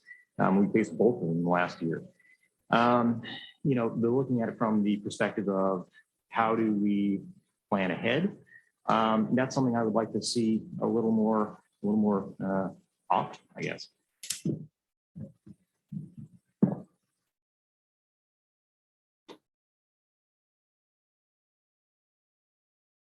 Right, any other? Yeah, Councilor Banks. So a lot of these were covered. The only other thing I would add to that state meddling involving zoning with the annexation authority taken away from the city. So there's really a number of issues involving the state.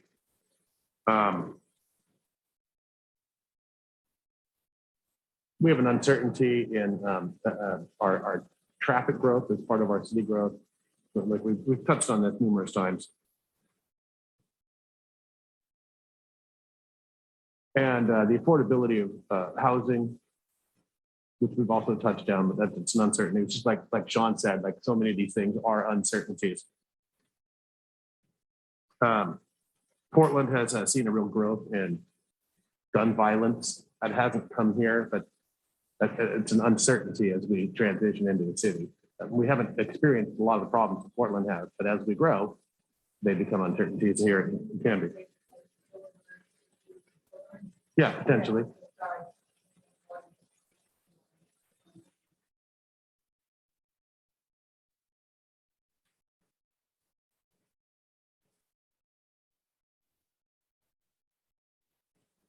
And I think the development of a sports facility in town remains an uncertainty that needs to be resolved.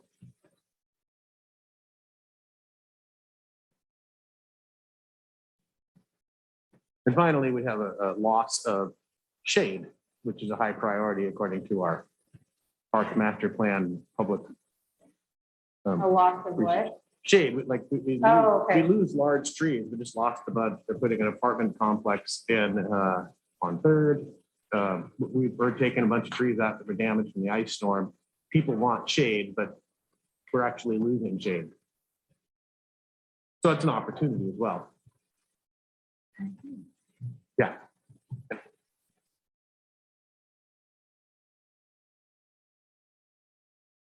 Okay. So nice little.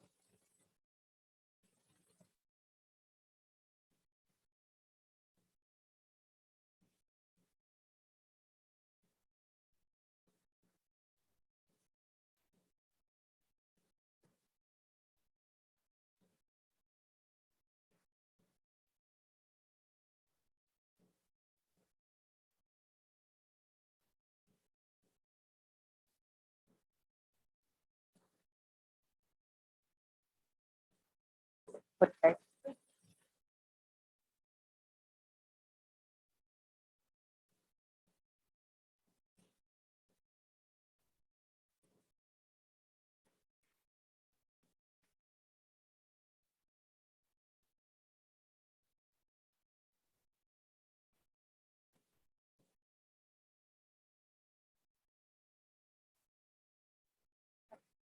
This is kind of an opportunity to think tactical, like what are some, based on this context that we've talked about and some things that you know that are out there as far as things you want to see get completed, start mapping those out.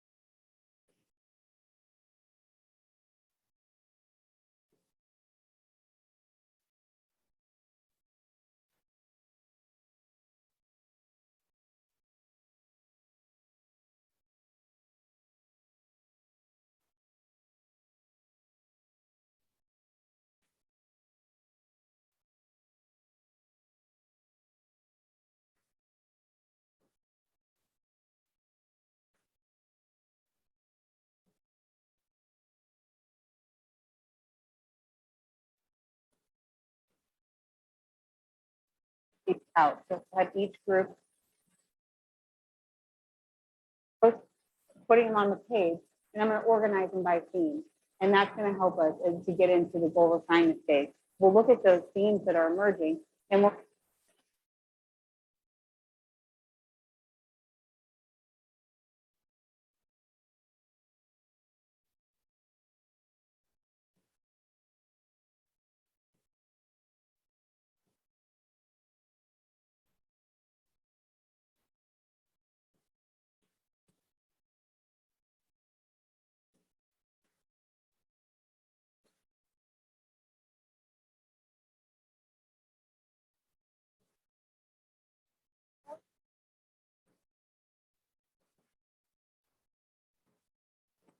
says of the ideas of things that council is interested in. I can't think of it. Let me.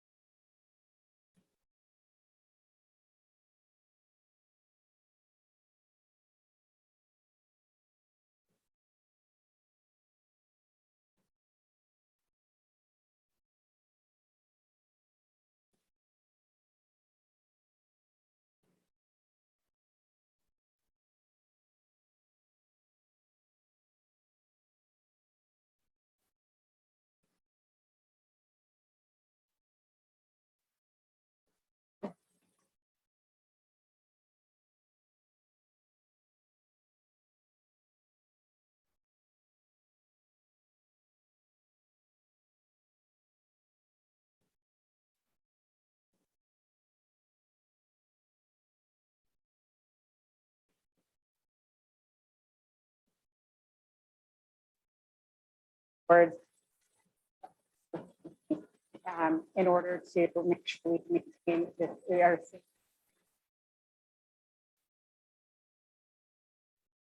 practical, tangible thing here that comes out of this conversation. That comes out of like this point right here. Not to put too fine a point on that, but that, what you just said sounds like two things.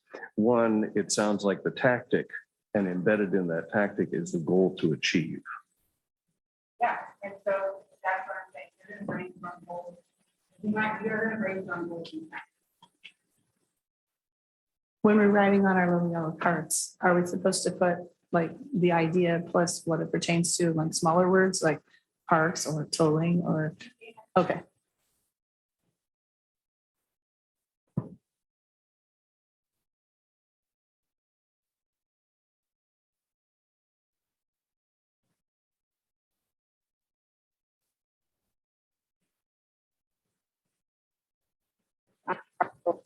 Just remember, park over.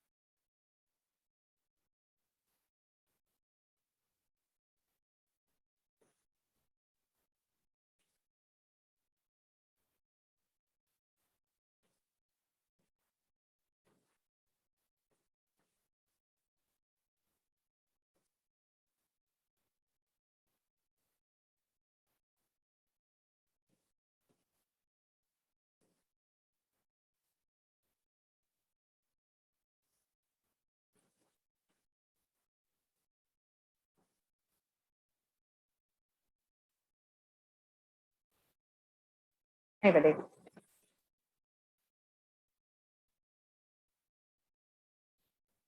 If I list them. Okay, we got the first one here, mayor powers versus council powers discussion.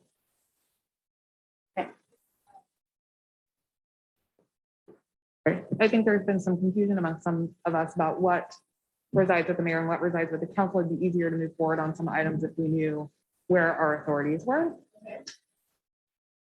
Yes, I want a sidewalk and biking master plan. I think especially as we get that trail even larger and our downtown revitalizes, we need a plan for how we integrate pedestrian and biking into our community. Okay. In the entire 6 years I've been on council, we've only discussed land acquisition one time, but I think an example of Wayside having one large property, two competing interests, we could also resolve some of that if we talked about some land acquisition. A second large parcel of property might resolve some of that conflict. Oh yeah, we need to have a really high level discussion about our hopes for the ARPA and the refinancing funds. We've started some of that, but I think some continued discussion. In my time on council, I haven't really been aware of any strategy or roles and goals in advocacy at the legislative level for the state in terms of our city. I'm not sure if we ever advocated against losing home rule or how we're advocating for tolling. We've done a little bit of it, but we've never had a discussion about who's responsible, how we agree on what that advocacy looks like and what we're advocating for. So I think a high level conversation. We need to resolve the park maintenance fee. And after that is probably the street maintenance fee. Yep.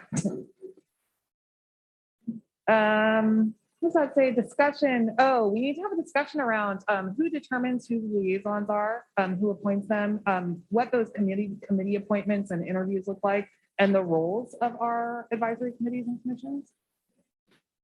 I would love to do some outreach and authorize staff and us to outreach to marginalized and minority populations to get additional representation and input. What's the last one? Oh, I would love to phase and budget the development of the Wayside property. 100 acres, we're probably not going to develop all in one go around, but I would love to see what phasing that out could look like and how we would prioritize what we phase and how we budget that and plan for that.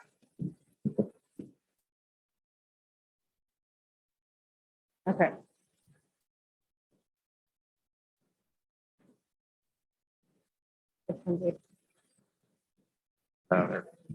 Yeah, so I have been thinking about this for a while. I want to see a youth advisory council. So discussion, planning around that, finding a way to make that happen. Yeah, public affairs reach out, brand management. That was the idea. So communications externally, internally about what we're doing and when. For instance, things that we have ongoing right now. So the quiet zone and how that is in effect or when it's in effect. That's still missing the general public, it seems like. So great discussion. Open and honest discussion about ball fields. Yeah. So obviously that has been an ongoing discussion, but I want to see what we can do about that. And if it's not a complex, maybe it's just updating what we currently have. Yes, emergency management. So with that, coming from partial, emergency management in the Coast Guard, I mean, that strikes a chord with me big time. The amount of emergencies we've had and that our plan is as outdated as 2016 needs to be revamped.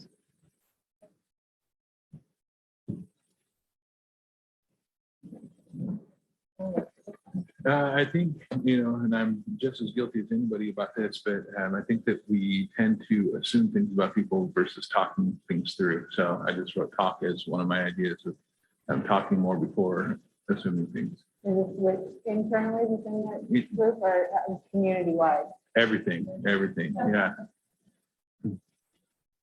Okay. Don't get stressed about how I'm organizing them. I'm going to move stuff all around as we keep going through. Next. Just leaning into our master plans that we have or that are upcoming and making decisions. Okay. Could we be a little more specific around? Well, no, actually, we'll just leave it. And what master plans, I'm just going to note on there. Well, we have a park master plans coming up that I think some other people have mentioned wanting to, yeah, but that you think about. Oh, okay. You have some of the specifics on there.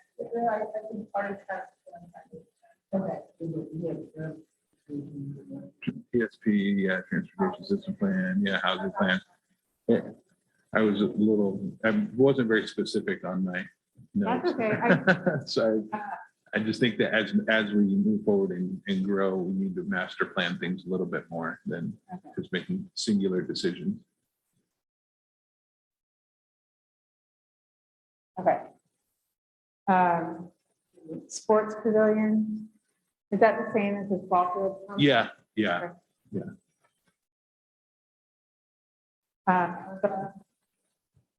Anything else you want to say about this? No, just a discussion on what to do with it.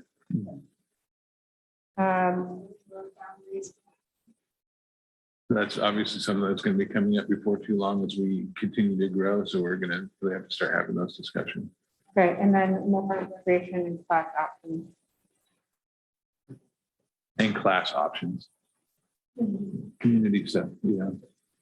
Okay. Tracy, here's your utilize agency relationship. Yeah, that's the thing for park development and.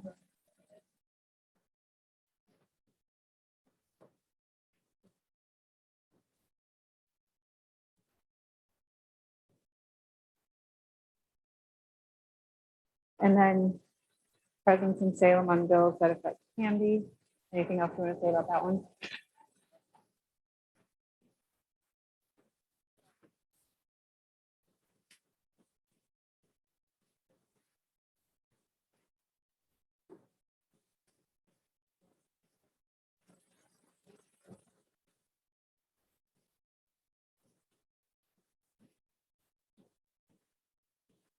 Okay, ARPA funds.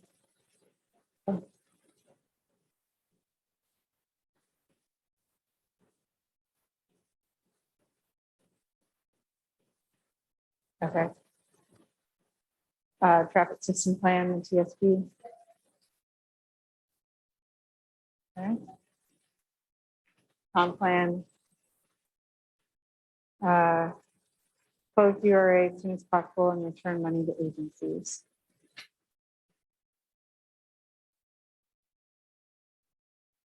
Okay.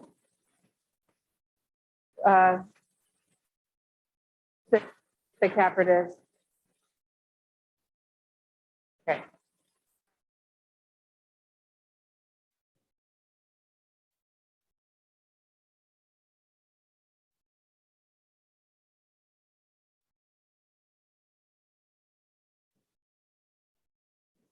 Okay.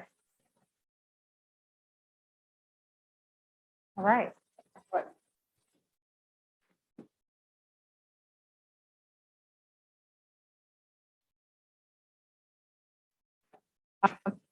Do these all go together?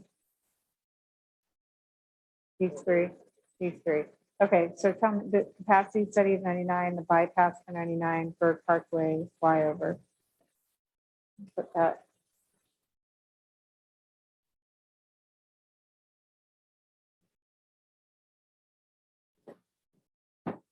Okay. Walnut master planning, that's the parks, right? No, this is street. This is more transportation. Oh, housing, okay.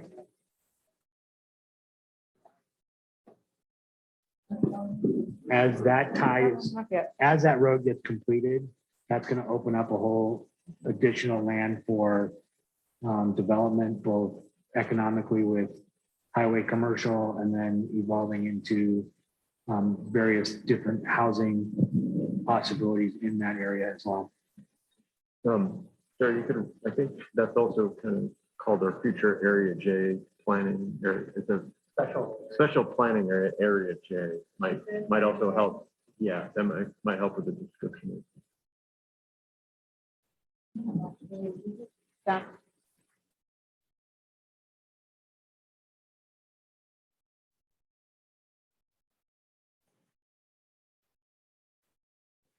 So put it in this now. Okay, handling NIMBY.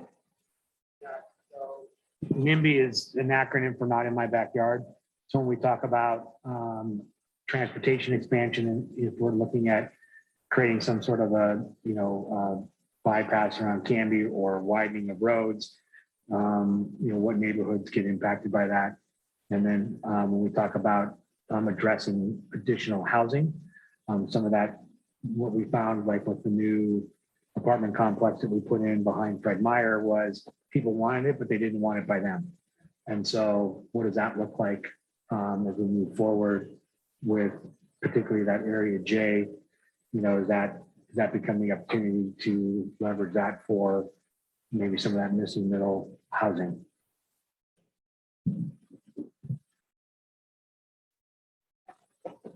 Going over here, so it seems like part of that's related to engagement, but it's engagement directly related to this. I'm going to leave it here for now, but thinking the expansion, where's the other one? Right here. Double up on that. Zoning changes. That would probably also fall within development in terms of housing. And the comp plan. Okay.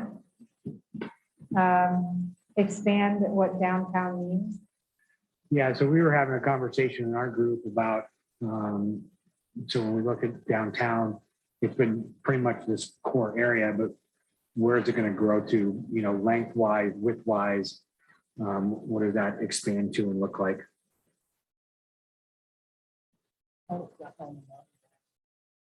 Yeah, to go, south of 99. Yeah, this one. So that was the conversation we were having, referencing a former council president who had talked about, the small town feel of Canby, but not letting that get in the way of how we grow and knowing that we're going to grow. So what is that? That's why I put the small town feel in quotes, meaning how do we maintain that idea of that feeling as we grow, but we don't, it doesn't inhibit the ideas to plan for that growth. Can I capture that?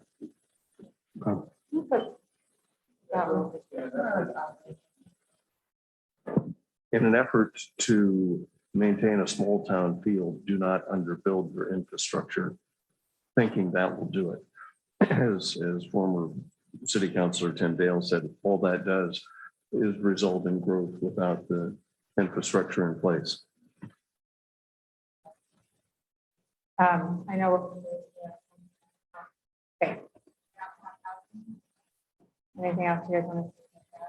No, I just just again expanding is our downtown, as we saw the success of the Dahlia building, Okay. that warrant something else in that development area. Here's another one for development. And then you guys also had it.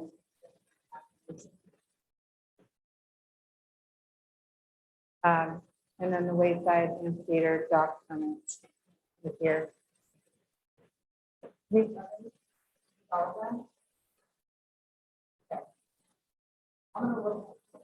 guys can kind of see how the groupings are starting to come together. I'm going to move some things around during lunch, but let's go ahead and take our lunch break. So I know it's here. We have 35 minutes for lunch.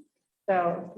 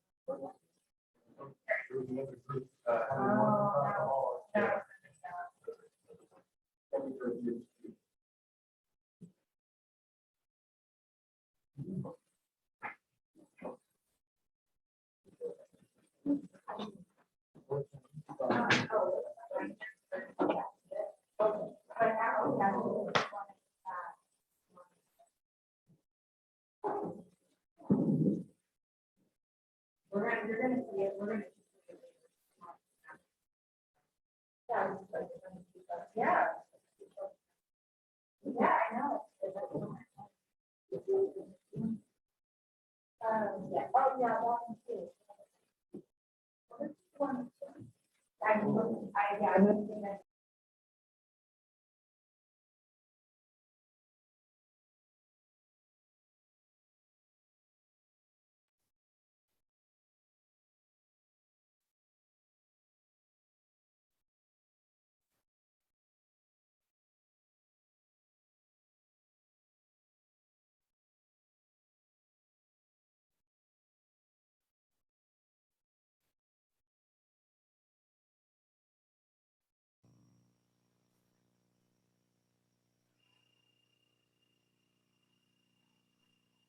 Okay. I'm still hanging with you. We gotta wait some.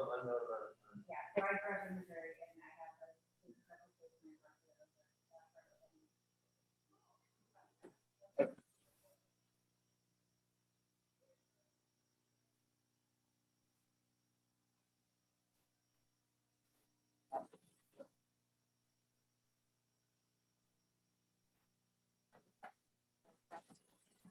That bad, never mind.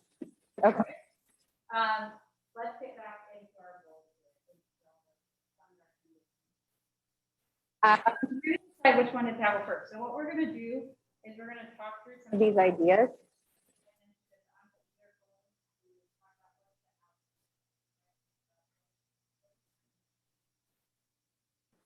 I think I want to start, Sorry, everybody in virtual. Audio. We want to start with the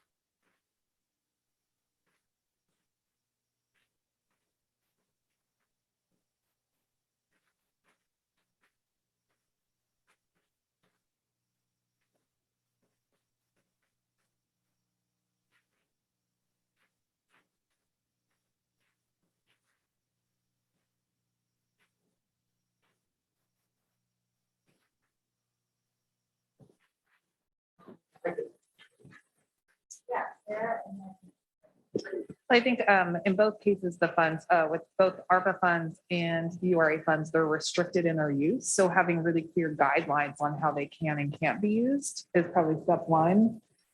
And then step two, in my approximation, would be, they're one-time funds. So the use of them needs to be something that doesn't require long-term maintenance. They're like individual opportunity uses. So really understanding how using kind of a set of one-time fund money would differ than knowing that it's perpetually part of our budget that we can lean on later for maintenance would be my take on it. Yeah, okay. So, I was gonna say on the other types of funds, I think the opportunity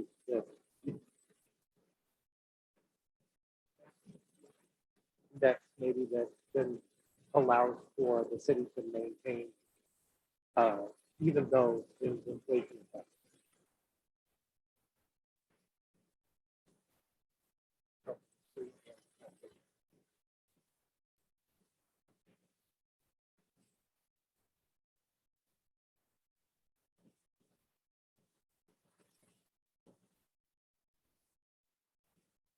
Or are you thinking more like if we set the fee, but then because of inflation, the fee has to trend or move with inflation? Is that how you're thinking of it? Okay.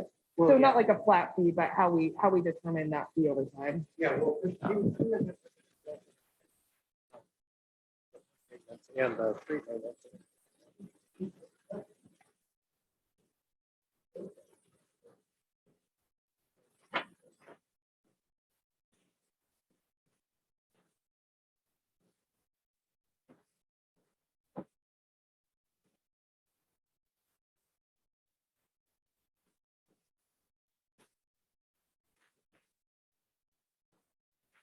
Under the topic of finance, I did want to drop once more a suggestion of having quarterly meetings of the city budget committee. We talked about this a number of years ago, then we changed city managers, and then we talked about it some more, and then we changed finance directors. But right now, we're just doing the bare minimum in terms of meeting the Oregon budget law once a year, get together with citizens. And I think that's kind of rough on the citizens of all at once, trying to gather the enormity of the city. And I think it's something that's a resource driven. And I want to know what our new finance director thinks the resources would take to pull that off. And then in terms of a finance policy, one of the things I think we need to look at that is the situation with reserves in our various funds. And I asked when Scott got aboard for a reserve study of how much we actually had in each of our different accounts. And then when we transitioned out of our last finance director, I said, put that on ice until we get a new finance director. But I still would like to have an analysis of our reserves and a comparison with other cities. Well, I'm not going to get into granular detail out of respect for Joe, but I would like to have some comparison because we look at a percentage, we look at certain $1 million, and it's meaningless without a comparison, I guess, to like-sized cities.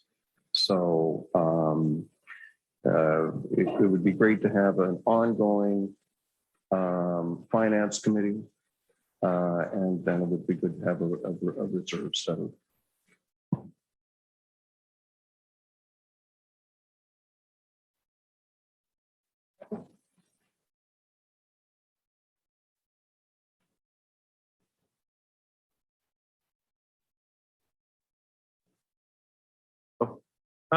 So I actually disagree with returning all of the URA money. I'd like to see us fix the bridge over 99E with urban renewal money. I'd like to spend the money and then close it. So I think we have a council disagreement on that.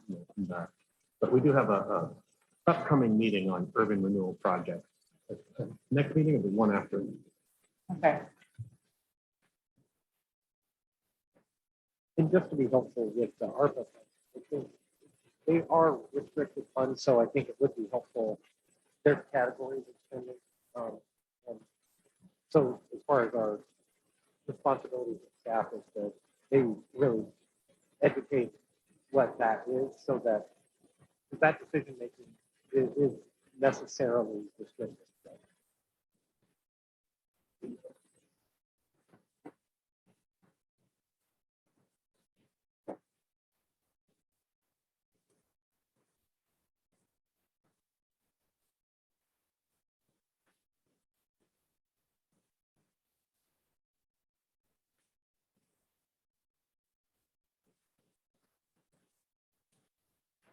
Heard it so many times. Sorry. Preparing a follow-up report for you and your capacity as urban renewal agency commissioners pretty soon on that one, just as a little FYI. That's in motion already. And oh no, not ARPA. I'm sorry, I mixed the two conversations. We're preparing the urban renewal projects or funding follow-up. And then we are actually still kind of working on that ARPA, but that one, the ARPA one, we definitely need a good bit more work on. Guidelines. Zooming out and look.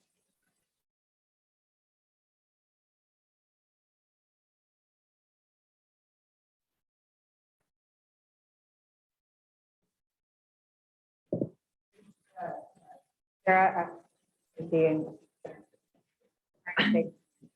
For me, it would be ending what I feel like has been kind of a perpetual holding pattern. Economically, we've just kind of been in a holding pattern. There are projects we've identified, projects we want, no determined source of funding. And so I feel like ending that holding pattern and landing some of the planes is my desired outcome here. Yeah, and in regard to the street maintenance fee and indexing it to make it so that we can always have like a sustainable street maintenance program. So it's a separate issue. But yet in a sustainable way. So there are different. Okay. Like.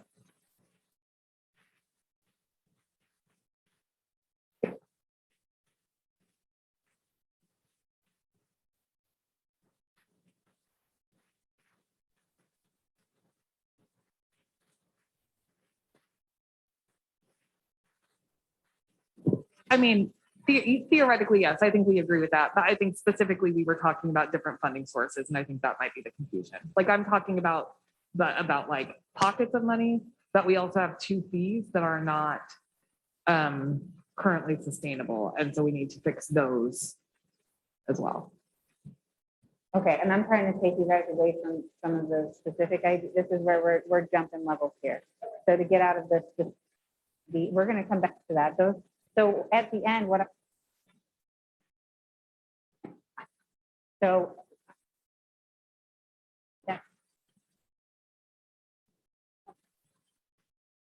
Doing to the organization what you're doing. Very specific. And okay. So I'm trying to figure out, try to understand outcomes that we want to achieve. And that's just a big task, and that's just it's got its purpose.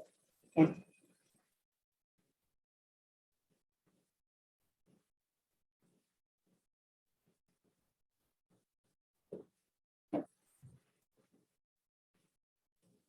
Well, maybe you can help us parse that out, because part of what we're talking about is the appropriate level of investment versus the appropriate level of reserves. At some point, you go into taxing and hoarding, and so the strategic question is, what's an appropriate amount for reserves, and then not spend the money, Councilor Banks, but invest the money in things that have a long-term impact in the city. yeah. You could say it's an overarching.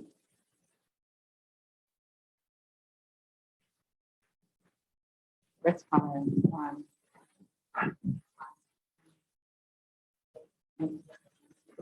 Policy accordingly.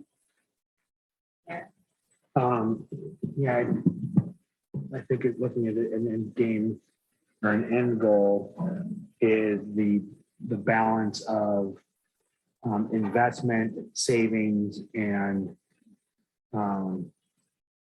investment, savings, and I forgot what my third one was. I should have written it down.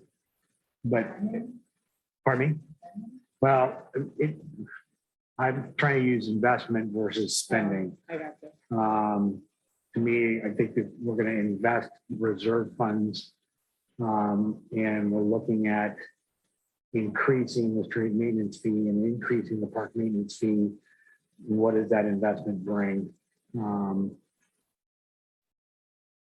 the road, and how do we properly also maintain a savings for an inevitable rainy day again?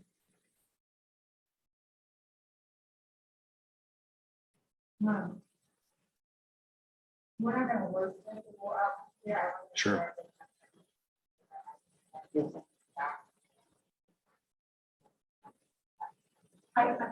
Sure. Where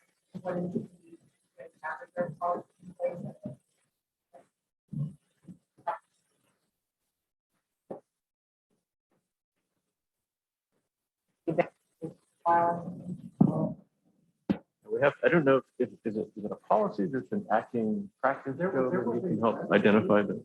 That got passed about 5 weeks ago, so it could be revisited. Yeah.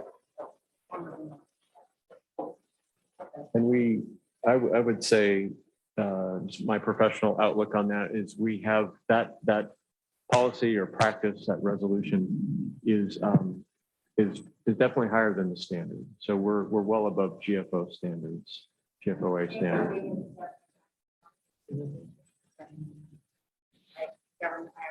Careful. The acronym. That's by acronym. Yeah. Okay, so. Well. What themes I'm here, either these. Third word was there, but it's looking at reserve levels and.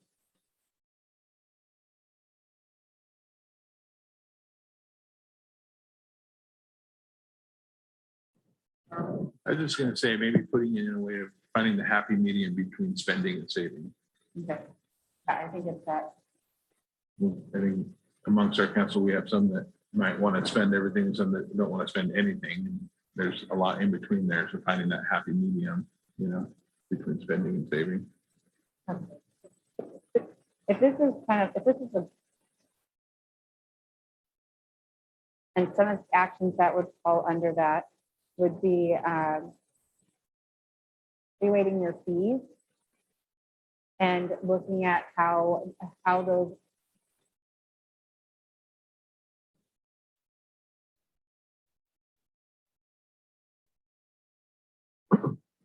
And again, this decision may be down the stream for you, but I just want to let you know what we're tiptoeing around. Is it with the street fee? The question is whether a yes or no, a binary question of whether we index that fee. Because it doesn't adjust for inflation. And then the park development fee is set to expire. So there's a binary decision that the council's going to have to make on extending the fee or not. So there are actually two, at some point, it stops from becoming theoretical and there's an actual vote that has to take place on those two things. For.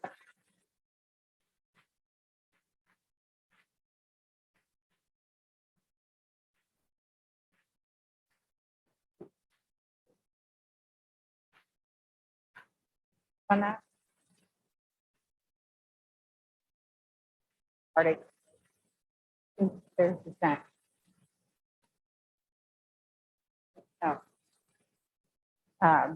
We'll do our best. Okay, and that reserve levels, I feel like we've kind of touched on that and we'll put some actions in on that.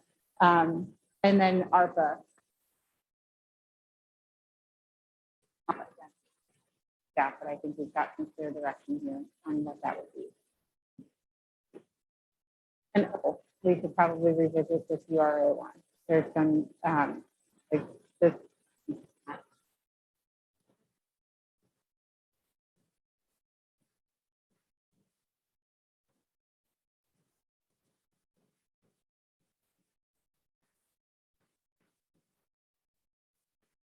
Any.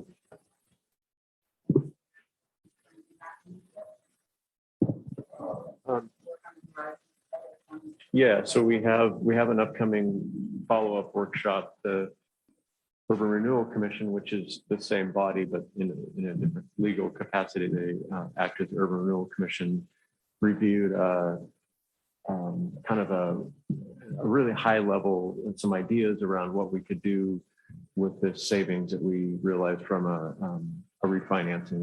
That refinancing was on the board earlier as an accomplishment. So I guess the framing it up is we are currently on a path to sunset our urban renewal agency in 26, I think. Whatever that date is exactly, I think it's 26. And unless we took different action, it would stay on that path, so as remind everybody that even with this refinancing and this availability of extra funds to have some discretion with, that doesn't change the sunset date unless the Urban Renewal Agency Commission changed that course. Okay, so it's two questions really. It's stay on the current course with the sunset date. And secondly is what to do with this approximately $6 million savings from the refinancing. There's been some discussion too about, I guess, using some of that funding. I think that popped up there somewhere to pay down the debt early and perhaps even close the district sooner than that 26 days, which we're exploring what that exactly would look like in terms of paying off. But so we're already having a planned follow-up action on this list of ideas that the council as URA commission gave some direction on, bringing back some costing and information, and then allowing you to understand that what you're looking at in terms of priorities. So it's kind of an in process already type of a goal.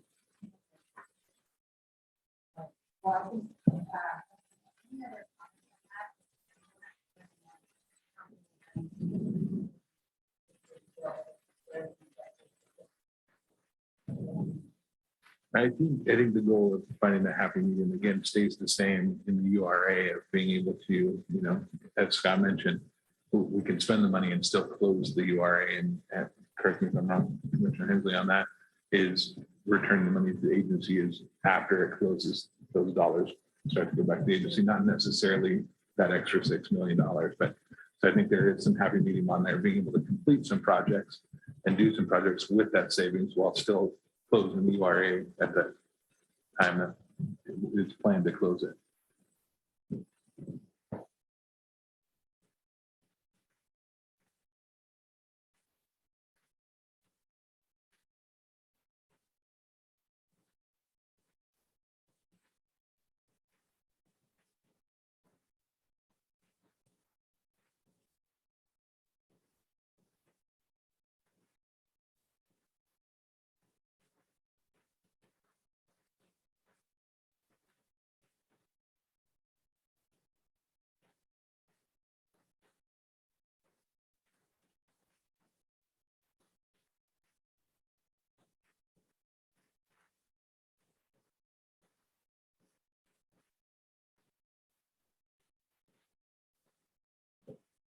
I don't think there's ever too much information. And so I think that quarterly meetings to get more information would be beneficial.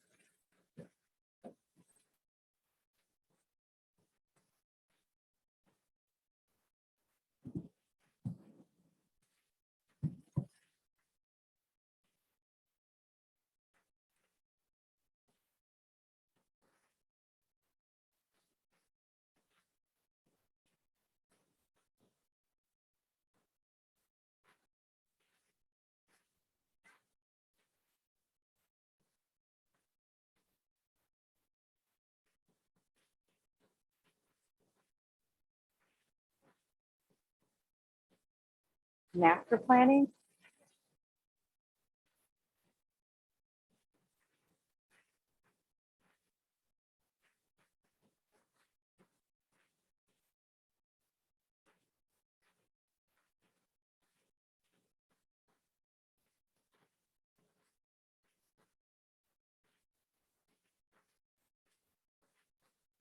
Okay.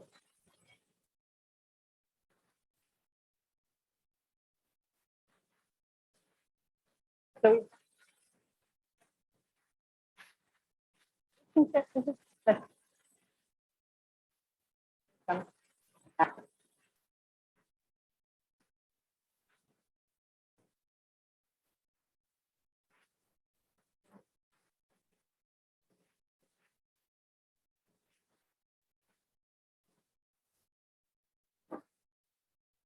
there's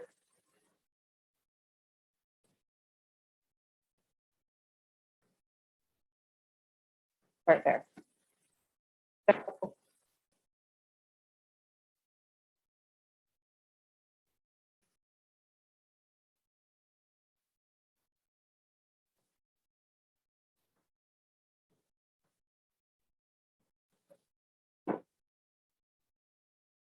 Thank you.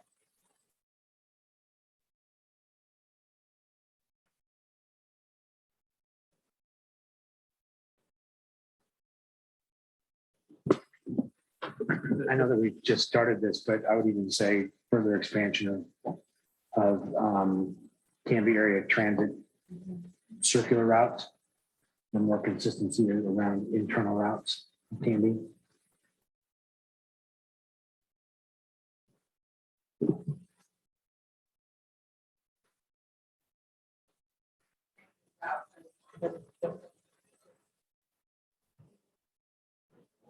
Yeah, Circulator. our circulator. So we just started back in town kind of bus route that runs with some consistency.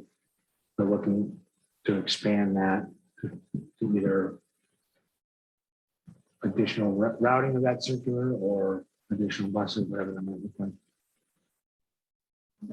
While I can appreciate the frustration around the congestion on 99, I don't want to spin our wheels too much talking about something that's not in our jurisdiction to do anything about. ODOT controls 99.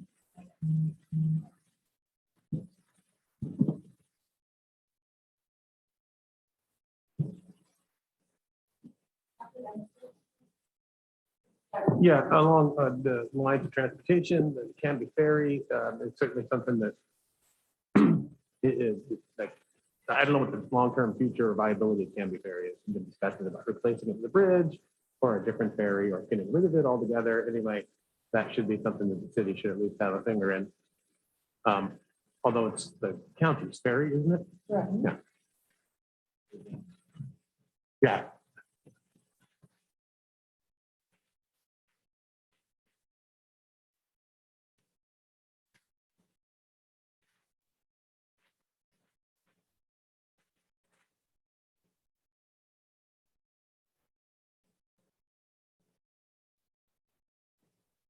I think part of it is to mitigate the growth in our community, in the industrial park and in housing, and trying to address traffic problems before they become traffic problems. Yeah.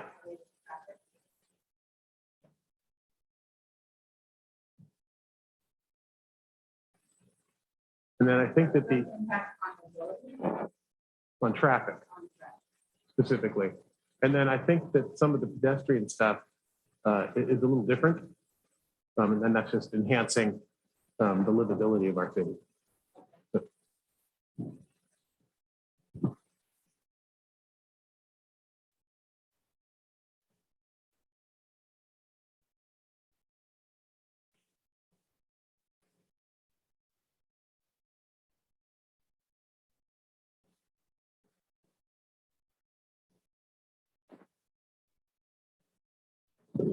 For me, the pedestrian and the biking is a little bit more than that. It's also making sure that the community is accessible equitably and safely for all people.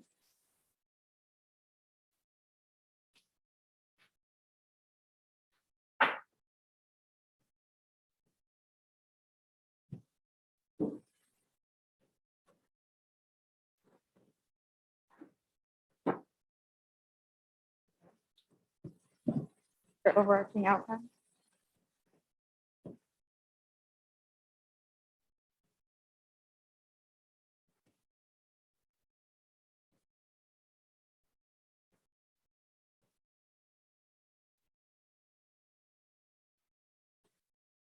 There's the additional concern we have over the impact tolling might have on 205 on traffic. So that's different than growth impact. And, you know, if traffic gets shifted in through our city, through traffic, so people can avoid the tolls, then that's going to have a negative impact on our town, especially for our gas stations. So it's a slightly different impact. Not a growth impact, it's a. I think that was going to come up next year. I want to talk about. Perfect.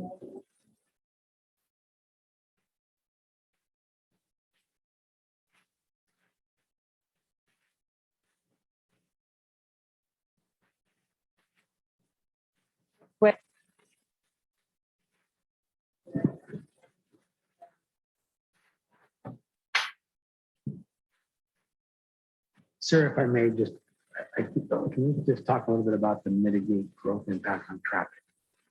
Can you just maybe unwind that a little bit? Chris, what do you mean by, can you unpack that for me a little bit? Yeah, so we have a growth of jobs in our industrial park that brings a lot of people driving into town every day. And that is growing. And we're putting in hundreds of new houses, both in the north and south of town. And all of that is going to have an impact on traffic in town. So if we can come up with strategies to make it so that we can still move around town without people becoming frustrated, we can maintain the livability of the town by mitigating that increased traffic. One of the ideas that I might on that forward is that someone left. Yeah, so we're coming up on about 10 years. So if you put this, over here. Like this, or the rest is that, like, this is why that's out.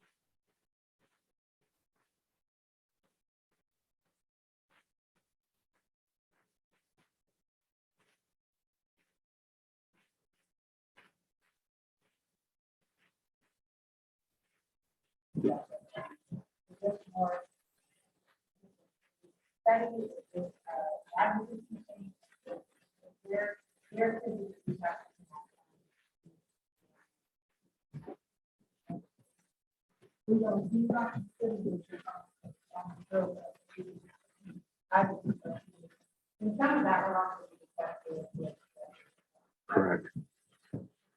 Kind of going up to that top of the versus utilizing agency relationships, I think having a positive relationship with ODOT to be able to have conversations about 99. And I think some of that comes with, our beautification plan of, and the bus shelters and whatnot, and being able to have those conversations back and forth with ODOT as they go next year to redo 99 as well.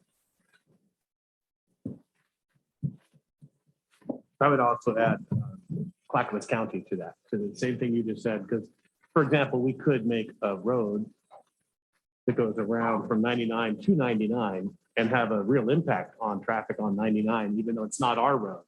But that road I'm talking about, which we have a sticker for it, the bypass, that would be largely on what is currently county land. So, like, it is someone else's land, but it's a different land than ODOT.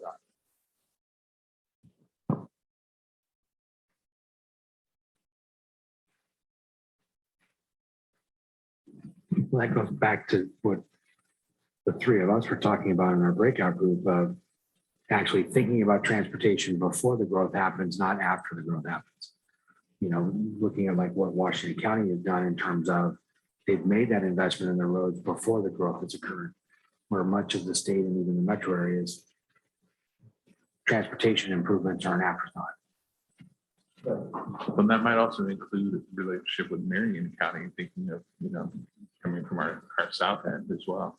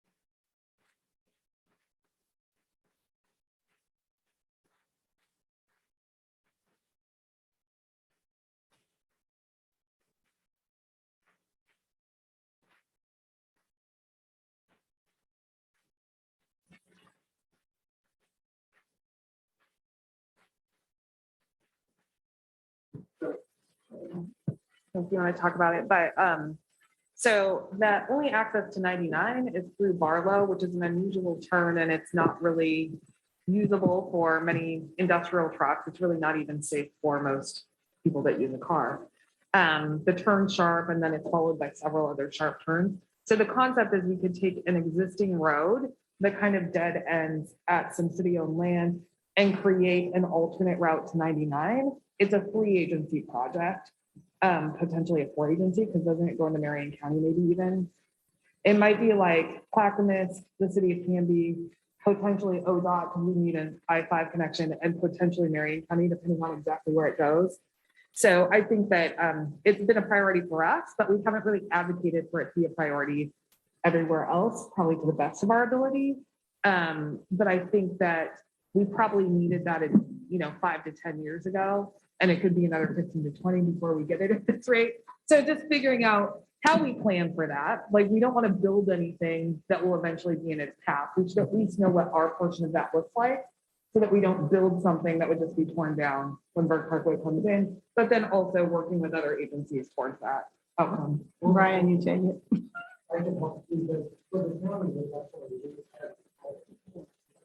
No, just, we have the same thought.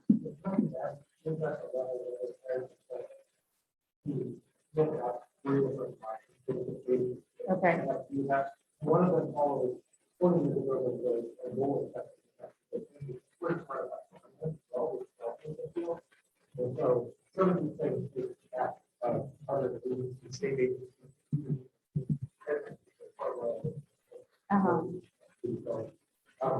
That in particular, we have a goal in fact that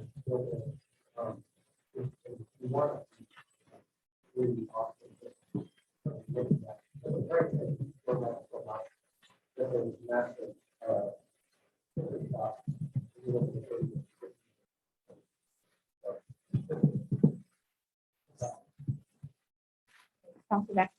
Yeah, I would just add that relationship with the state. We're getting an enormous amount of infrastructure money from the federal government. Now is the time to pounce on that and to be the squeaky wheel. The only other thing I would point out is it's not simply a transportation. Well, I mean, it's not simply like access to I-5, but that train comes and sits for hours sometimes in the middle of town, and there are no routes over the train track except for one pedestrian bridge. So the police station is on one side of it, and so there's a public safety issue at stake here as well. Where if we had a crisis, we'd have like the police would have to drive way around miles. It delays response time. So I'm hearing a lot of reasons for it. I'm hoping we can start to zero in on what is the right objective to lift up here that feels appropriate for the city. Mayor, did you have something? Just to add to the explanation of this project too, that, it sat way down on the list for development. And so in the last couple of years, we've actually been able to get it to where the county has put it on their transportation plan as a third priority. I mean, obviously it's behind 205 and the Sunrise Corridor out in Clackamas, but it's at least in their TSP as a designated project that's important to the south end of the county, which is us. So, we've done a lot of advocacy to get that on that transportation list. So the fact that it's third on the list is a big deal. Yep. An outcome for me that we can actually control is knowing what our portion of that would look like when the project is greenlit on the other end. Like where is it going to be for us? What's that? I mean, we can't project cost out because we don't know when the project would be greenlit by other agencies, but at least knowing what inside of Canby that looks like, because it's difficult to build or plan anything around that region of the community where it would be if we don't even really know what it's going to look like in the future. I think that we can do some work to determine what our portion of that looks like. Yeah, I want to go back to Joe's comment earlier. You were saying that the county has hired some consultants. Is that part of their purview? Are they looking at estimated costs?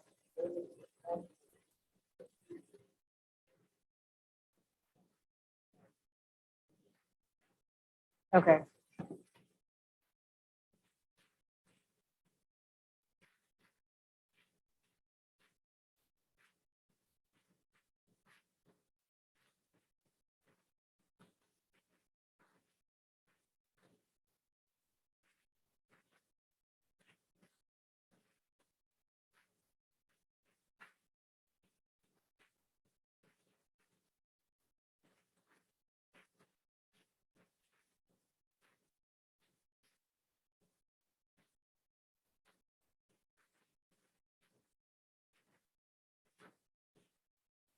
I believe the county has all those. So the advocacy, is that what they're doing to help elevate it?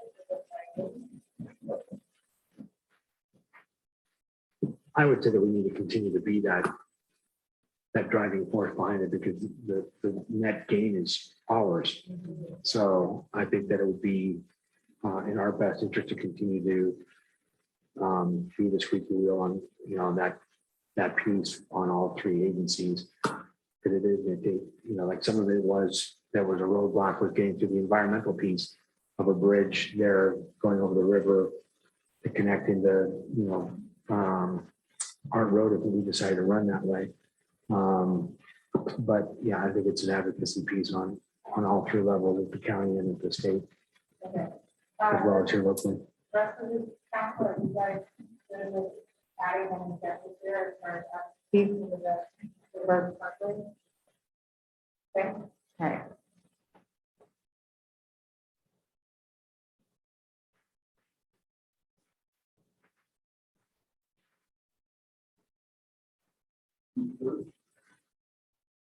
That's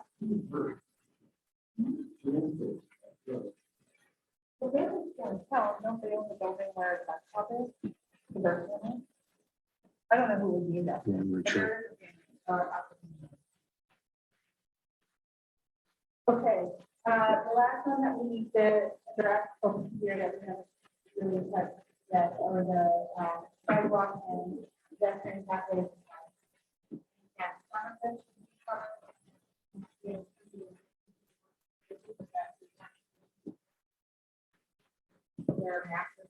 Yeah, that's what mine says. I'd like, no, the sidewalk and biking, the green one.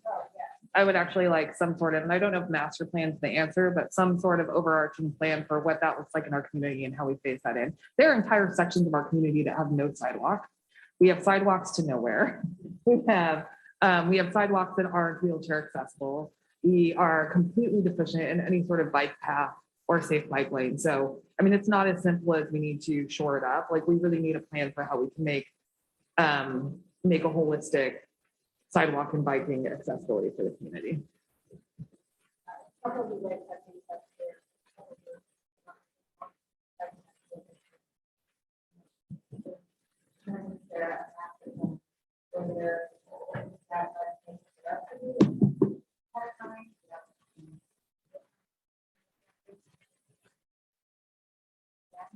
Yeah, we have this really cool logging road that I mentioned earlier.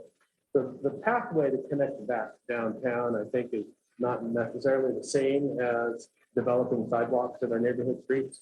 I think that might be more of a parks and rec oriented objective rather than simply pedestrian safety. This isn't really pedestrians. It's really more of an exercise or a leisure activity. Yeah, or paved trail. So probably two different parts. There's the rec portion of it, and then there's just the pedestrian commuter and that walk. Right. Yeah, anything you would add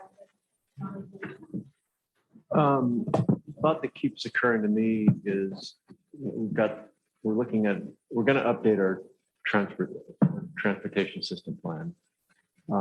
Is this sidewalk plan, or even some of what you're talking about, Councilor Bangs?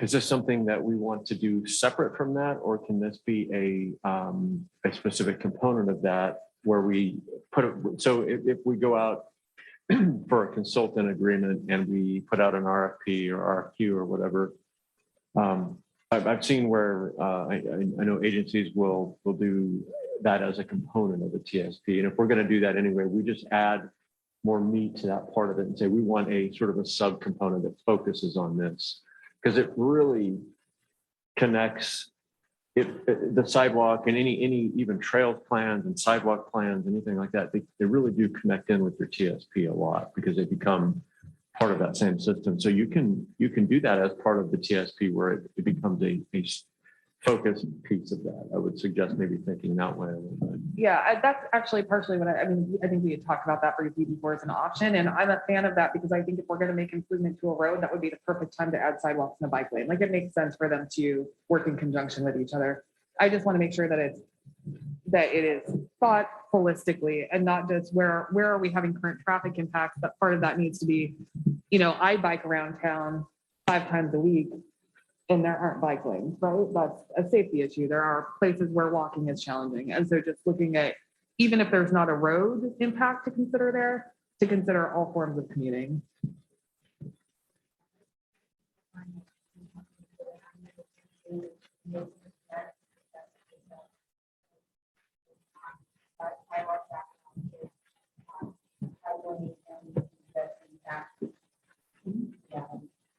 Yeah, just again, just even to put, I think, put more of a point on that. We think of transportation plans as we think vehicles, cars, trucks. It's not just, it's non-motorized, it's pedestrian. And so our transportation plan, when we say that, we just need to think of not just focusing on driving, but all those other pieces as well. And then, but really calling it out. If this becomes a goal and a focus that council agrees on, I think you really can drill down further on that. Okay,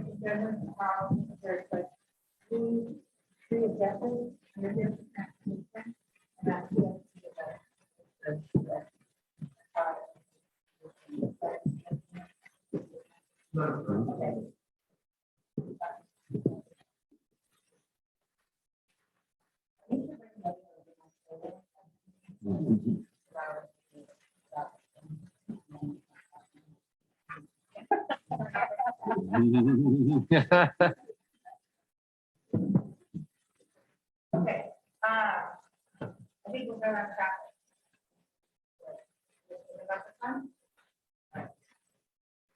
Do you get tired or? Okay, let's talk about, how that was a pretty good one. Let's get into the park. There's a lot of stuff. Whoa, there's a lot of stuff over here. The land acquisition, the wayside property, the increased recreation, park options. Ball field complex. Whoa, all right, this is awkward. Sports pavilion,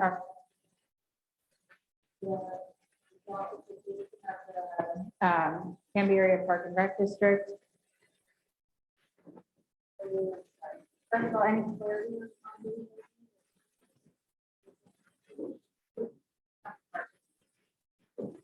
Let's go ahead and tackle the park district, Tracy. That's another government agency. That would be like us saying we want to dissolve the city of Tualatin. We really don't have any role in that, do we?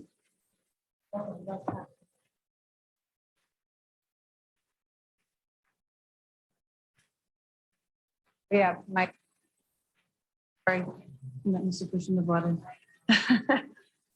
Yeah, there was one time a majority of the Caprid board that was going to appeal to the BCC to have it dissolved. So I'm just saying advocacy would be our role in that. Because I don't think that, I believe that we should have control of our parks and not another elected board with their own agenda and their own, I was going to say funding mechanism, but they haven't been able to achieve that in 30 years. So I feel like we could do a better job of minding our own community than having another layer of government. I don't, that's not part of the argument that I struggle with. Part of the argument I struggle with is one government saying it wants another government to go away. And I don't know how we can legitimately advocate for the dissolution of a government whose charter we do not hold.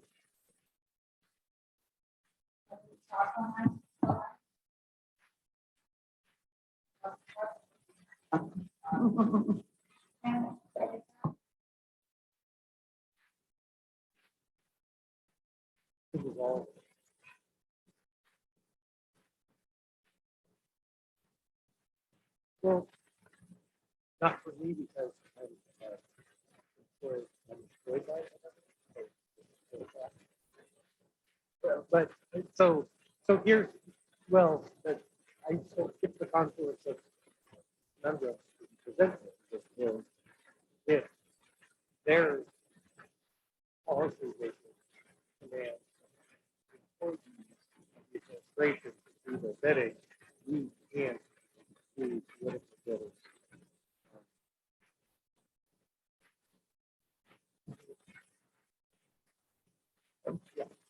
Where did you have a identified? If it's just that level of application. Okay.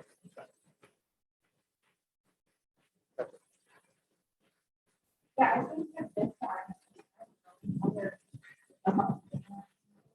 you have to create like a virtual act, and then that.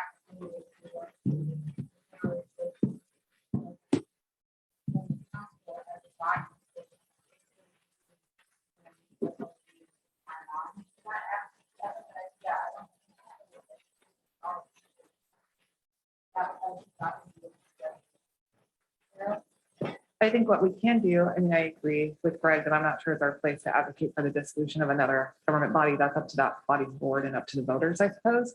But what I would be comfortable doing, because I agree with a lot of what you say, Tracy, is I would be comfortable working towards a policy on what our relationship with Cappard would be. Like, I'm not interested in handing over city-owned land to Cappard should they get funding. I'm not. So I'm comfortable creating a framework, like a policy framework around what our relationship with Cappard is.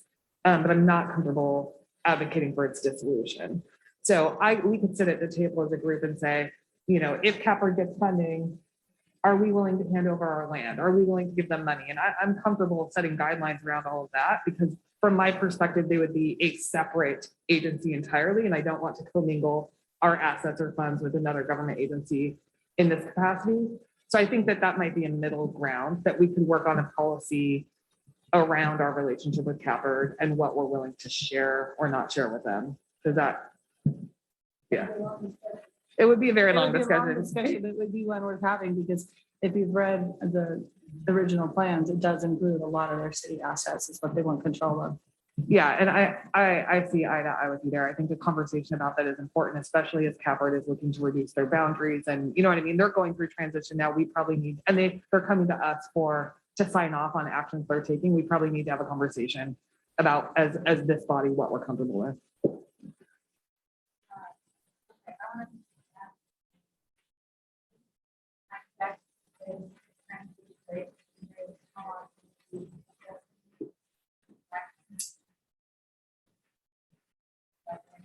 Split the difference, 7.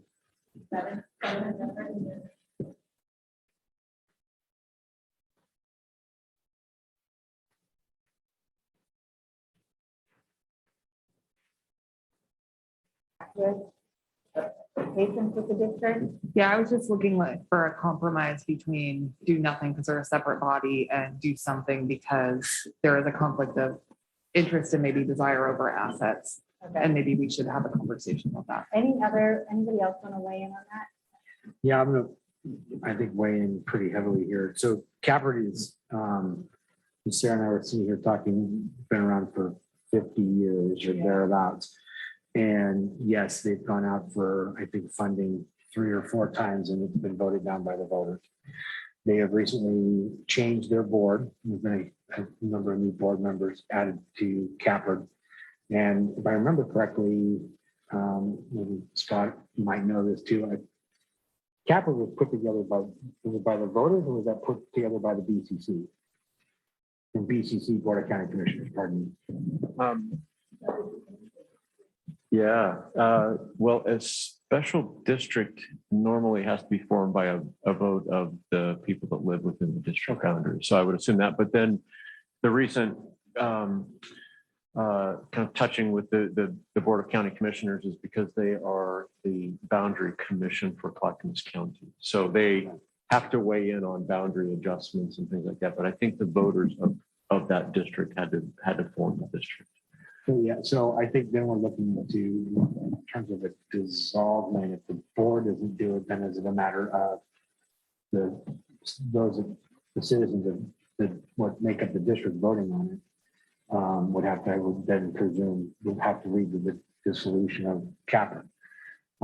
Cappard is also in the midst of wanting, at least my last conversation with them was that they're looking to shrink their district down to just be the city limits and not necessarily the school district, I think is what it is currently. So there's a couple of things at play, and I know that our park master plan addresses funding mechanisms to do a lot of the parks pieces that we've been talking about for the last couple of years. And how does Capper play into that being a potential source of or an assistance in creating that funding source? So there are a couple of pieces there that I think are being worked out. I do agree.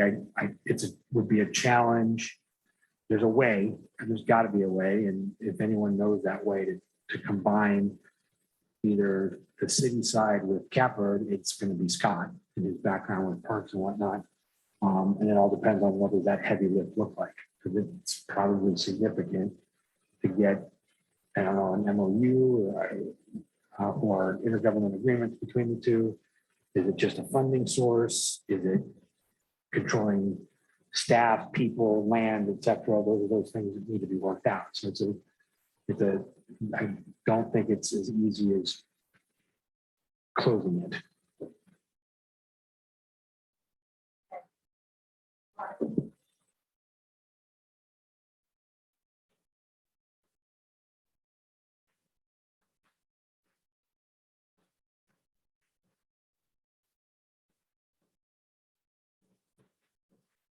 I would say for me, yeah, I like the idea of having a conversation around a policy of how to not necessarily partner with them, but not give up our land. I'm not a huge fan of Cafford, but I also want everybody to win. And so if there's people that are fans of Cafford, I don't want to say, I want to, make you guys dissolve. That's not, I just don't want to be a part of that. But I think the conversation, kind of going to my comment earlier or my posted up there about talking things through and having that conversation of what does it look like? What is the win? Where is the win on Cafford and the city of Canby working together and figuring out what to do? So I don't think a win is trying to make them dissolve, but also I don't think it's a win to give them all of our property. So kind of somewhere in there, like what's that conversation look like?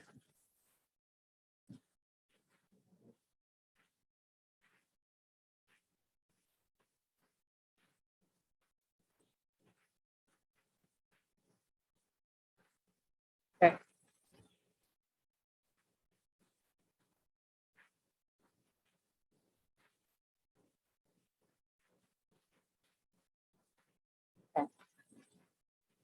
All right, so is there support from the group for an objective around, again, I'm hearing examine or create a policy that kind of more clearly identifies the relationship between the city and the district?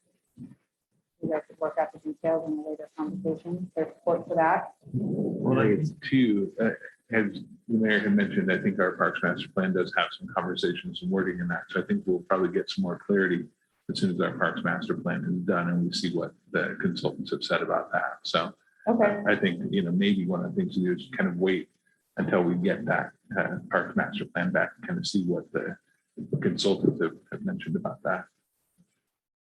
So not with an objective for now, just wait and see.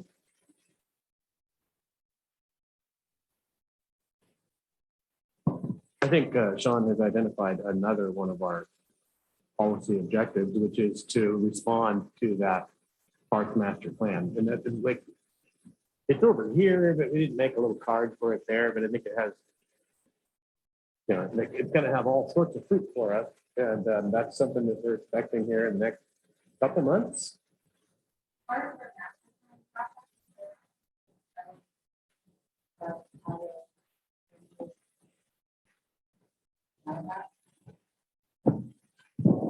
Yeah, there should be a prioritization, and the consultant will bring recommendations, and then staff will help to refine those recommendations. And our Parks and Recreation Advisory Board is involved there, and they should help.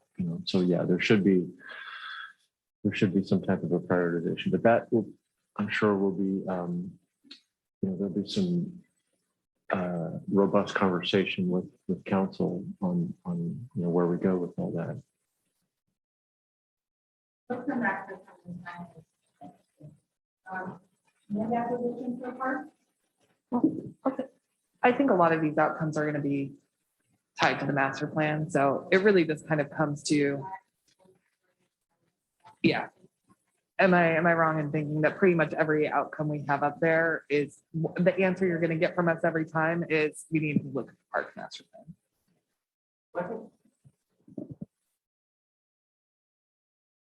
The recreation programming, it won't necessarily come out of the park master plan. I think it. No, it doesn't it hold it? No, it will. No, it, yeah, it's parks and recreation. So it will, they're gonna have some, yeah. Services.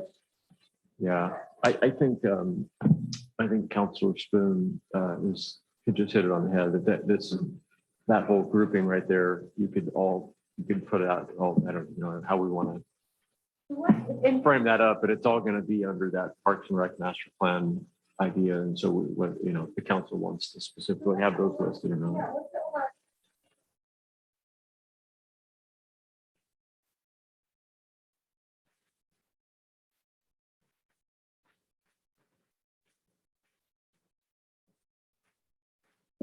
I think that there are competing desired outcomes in this area, to say the least. But I do think that the outcome is a more robust parks program.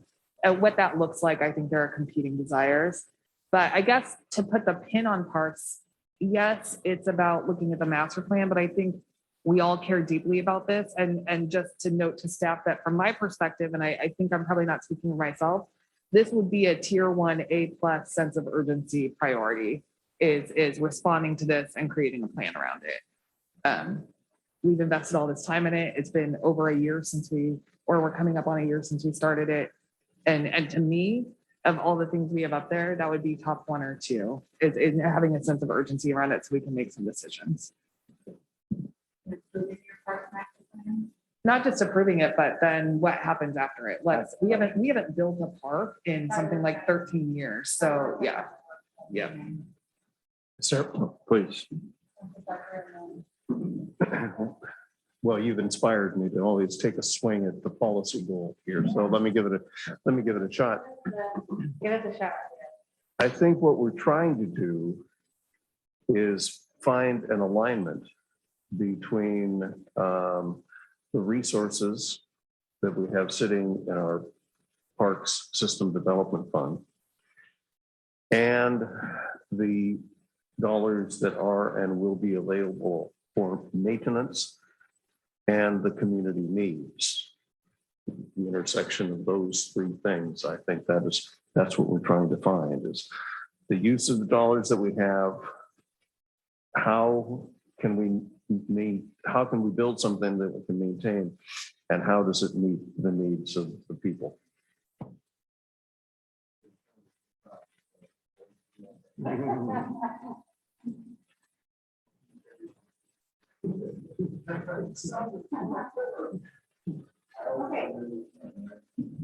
No, I got it. So alignment between resources, park development time, and ongoing maintenance.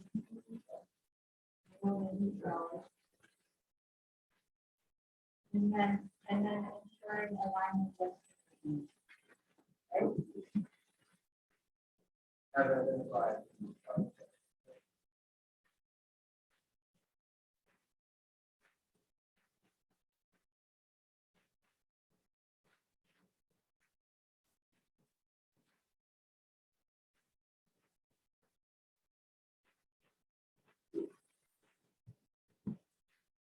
I think I have one more action item that's not related to Parks Master Plan that I think that the whole body could get behind. And that's, I know that Scott and Joe have been working tirelessly at a legal determination about how Wayside can be used. And I think that we can share that information and review that information without the master plan, because I think that that will accelerate implementation of the master plan if we can have an understanding of the conservation easement, the deed restrictions and all of that. I think we can have that conversation before the master plan comes in. And I think it would be helpful in a number of community conversations around this that are growing like wildfire online and probably deserve a response from this body.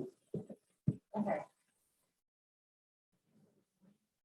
Yeah, just one more thing to add to that. So I think, as an objective, I think the idea would be getting those competing interests and those competing ideologies to align and say, okay, look, we can try and accomplish all of these things. And I feel confident, at least from the update on the master plan, that it's going to address all of those things. So we have to be, I think, clear that, look, we're not excluding anything, that may have been on the table or not on the table. We're looking at everything that the master plan is going to unveil and say, hey, how do we accomplish all of these things within reason? I think what I'm hearing on that, we've got, the overarching goal is a robust parks program, one that aligns the resources for development and maintenance, and then for community. And so the objectives that fall under this goal area would, I think, to evaluate the prioritization of the parks master plan and then identify funding. And eventually, we start happening. Yeah, so eventually, we sort of prioritize this thing, and then it will be in the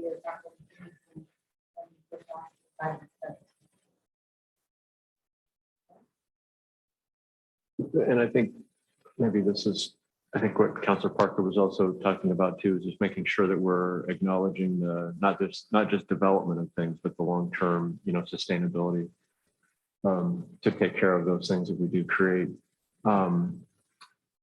I would also just recommend that we're intentional about the use of the word parks and recreation, because it is a parks and recreation master plan, and we have a void of recreation activities or organized things. And I think that that's probably going to be one of the pretty big outcomes in how we talk about that. So that would be my recommendations. It's park and recreation. And it actually is called the Parks and Recreation Master Plan. It's,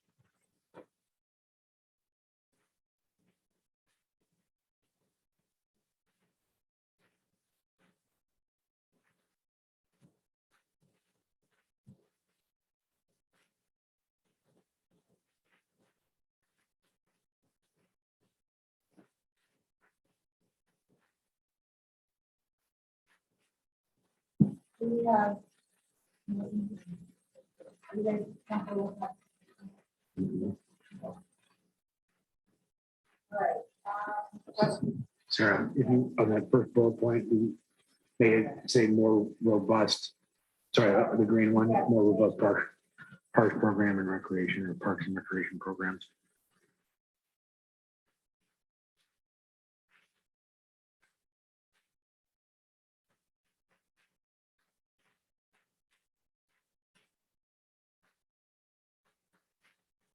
I would add also, and I don't know, it's probably going to be in there perhaps, and maybe it doesn't belong, but acquiring the land underneath our pool and our adult center. The adult center is not really parks or rec, but the pool clearly is.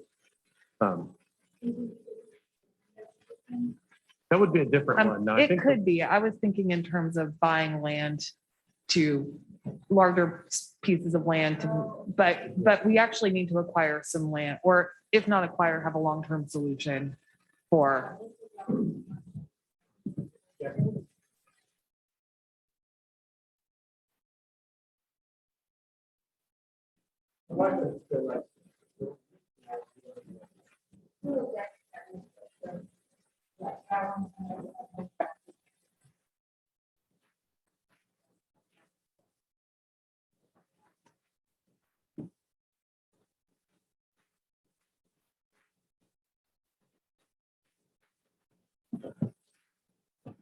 The first objective is to determine if the school district has any interest in selling the land. I think that's objective number one. If they have zero interest, we can talk about it all day.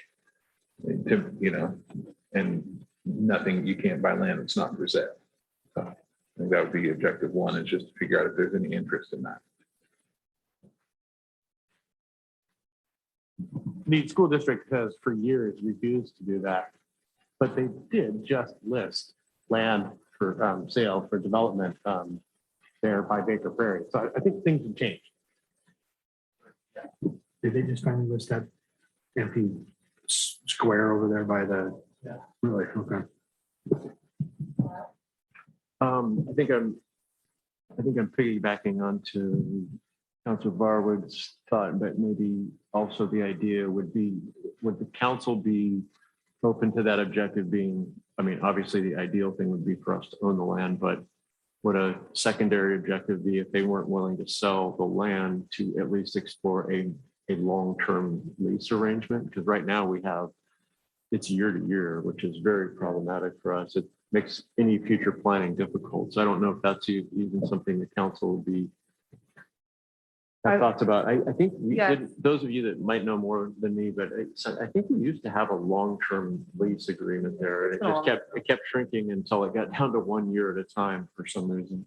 I personally would even be open to alternatives like a trade. I mean, we own land near schools. If they were open to a land trade, I'd be open to that. But having buildings that we own on land we don't own makes it incredibly difficult to invest money in those properties. So I'd be open to a variety of solutions as long as those solutions were not a 1-year lease.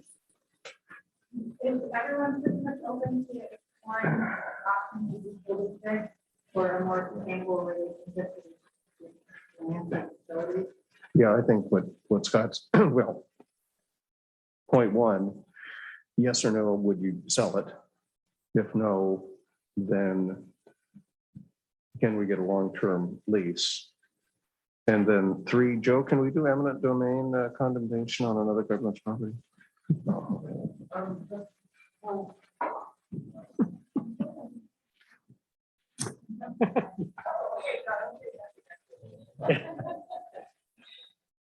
Greg has been on the council for 10 years and has condemned no land.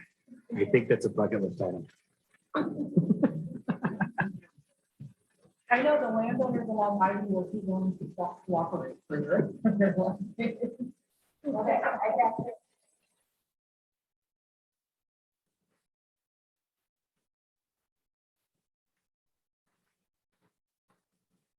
What about,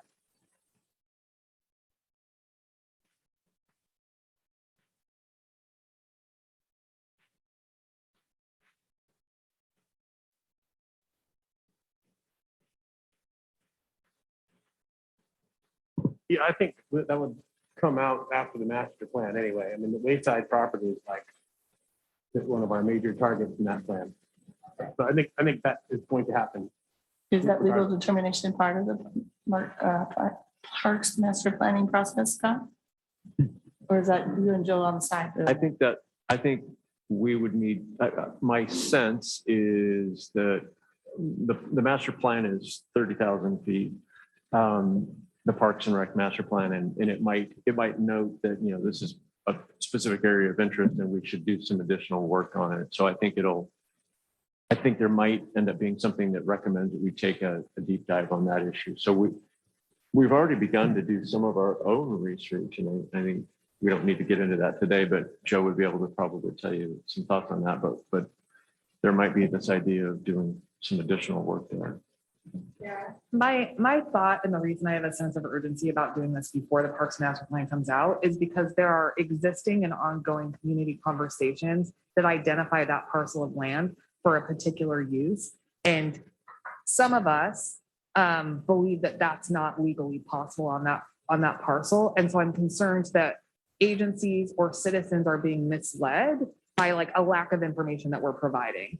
And I feel like if we can get that information, whether we're all comfortable with staff doing that legal determination, which I am, or if the body feels like there needs to be a consultant involved to do it deeper or some third party evaluation. I feel like that a train is kind of revving its engine to leave the station, but they don't have all the information that they need. And multiple agencies at this point or community organizations are involved in kind of looking at this parcel a particular way. But we need to provide them, we have an obligation to provide them with information about that land that they don't have right now. It's kind of my sense of urgency around it. And if we wait until the master plan and we don't provide this information to them until June, July, August, then agencies will have invested time, energy, consulting firms will have for information we probably should have given them much sooner than that. I was just going to kind of go back to the point that I made earlier about there's never too much information. You can never have too much information. And I think that instead of responding in assumptions, I think it would be good to have the legal determination. I'm comfortable with, with having staff find the legal determination about what we can and cannot do on it. I think it helps us in making decisions. And again, it's more information in our toolbox to help make decisions.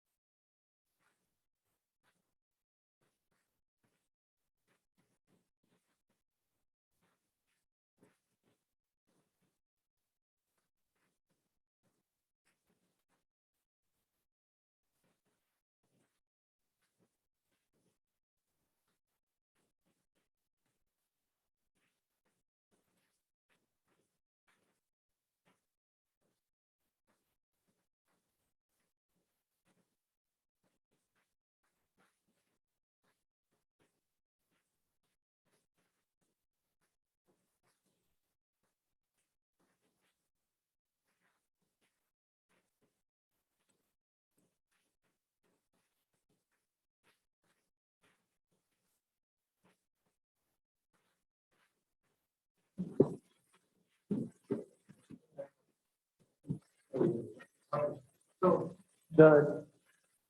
currently trying to let first steps fall first.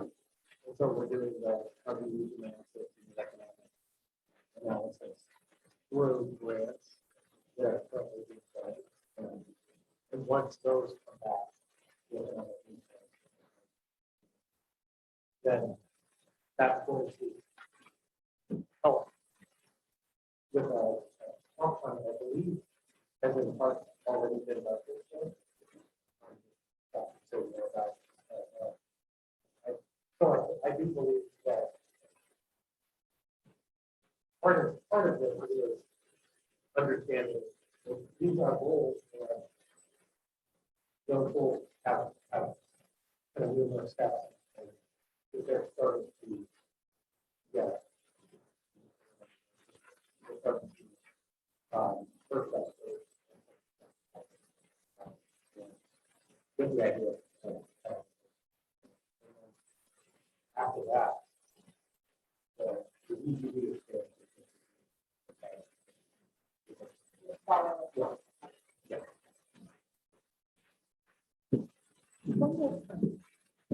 Staff, Brian, I think that was your item. When does the master plan for Walnut come in? Because I assume that we're not going to wait for a comp plan or the housing needs analysis to be completed before we make motion in that direction. Yeah, that might be the word. Yeah. It's owned by other folks, and it's not in a area, and they have to have, because that's an area, they have to have a plan, a development concept plan in place. And so they're working with the owners, and a couple of them are working on trying to get us reach out to the other area partners and try to come up with a plan for the development plan for the area. In their current view. Because they want to run on that. What Joe said. Yeah. Insightful. Chris, well, there it goes again. No, Joe kind of covered it. There is the planning commission is also looking into alterations in our development code. I'm not sure if that fits into the same category as this.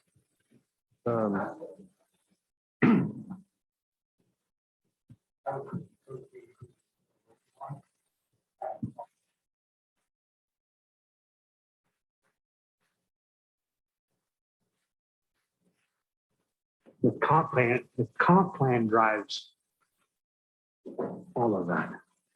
Our UGB expansion, how we're going to, what zoning would be appropriate where, because that's changed, right? We've been talking about property around the fairgrounds, and does that need to be, does that zoning need to be changed to a higher density or not?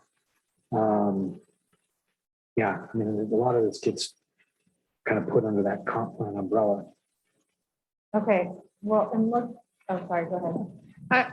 I would agree with Councilor Banks. I would even be open to a conversation about whether or not it would help planning staff, because they are buried in work, I'm sure, to actually use a consultant to give direction on a code update, which, I mean, we have a number of development codes that are just full of loopholes or were appropriate at the time, but developers have found ways to maybe build what they want without the intent of the code, because it's not outright denied. So I think I would be open. We've talked about a code update for a long time. I think we should have a conversation with Scott about whether or not that's something staff can handle, or if we should talk about hiring a consulting firm to do a look at our code and give recommendations that then staff and our city attorney can write, but not make it their responsibility when they're trying to get through every day dealing with applications to do an overarching look at our code.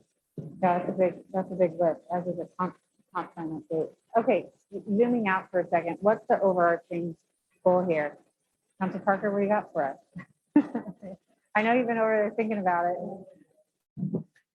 Well, how about this? Council is committed to providing necessary resources to accomplish these planning goals. Well, what is the planning goal? Updated development code that meets the future needs of Canby.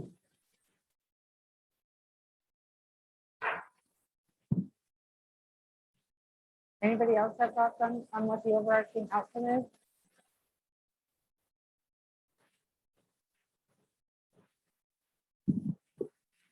Well, I'm trying to address the component here of capacity. But I'm also trying to identify the fact this is our my number one issue is getting a development code that can address the future growth that's coming. And so I turned the sock inside out and saying that the council is committed to providing necessary resources to accomplish the goal of developing a code and comp plan that meets the future needs of the city. Yeah, I mean, I think, Sarah, are you asking for, does that encompass it all? Yeah, is that the outcome that we're hoping for? An updated development code to meet the needs of the community. The necessary, I think this is more of an action than one of those. Yeah, let's see, yeah, update development code to meet the needs of the city and provide the necessary resources to address future growth through using. Have to be. Sure.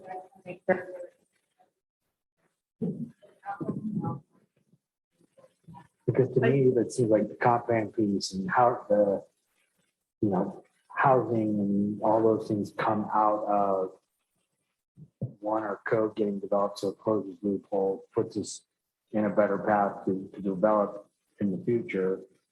And then the comp plan is what ties that all together. Well, and Brian, the reason I mentioned resource is to keep the morale up at planning. Right, because That I don't want them hearing, well, the council came out of this embarking upon an aggressive plan to do all these things. Right. That I want any of these things tied to resources. And you remember 6 years ago when we tried this before and staff just stonewalled us. They said, no, we haven't got capacity. And we had a city manager who said, no, it would cost too much. And we got nowhere. So I want to tie the goal to the resources, is that this council is dedicated to providing the resources to get this done. Well, and that goes back to that conversation of investment. If we're gonna invest, if we're gonna look at our reserve funds in terms of, are they well above standard, which again is a conversation. Some of us are comfortable with them where they're at. Some of us want, is that money that's just sitting there, not necessarily, it's beyond rainy day funds. So is it worth taking some of those rainy day funds and investing it in the right ways? And is it towards resources like consultants to come in and help with these things? That's what I'm hearing. Is that okay? Well, and to me, it's, I don't think we have much of a choice because these consulting firms are familiar with the codes of multiple organizations and cities, and to ask our staff to go out and become an expert on what other cities are doing and what works elsewhere is just too much for that department there. So if we're going to do it, I think that's the only way to do it. Yeah. Oh, yep, Councilor Banks.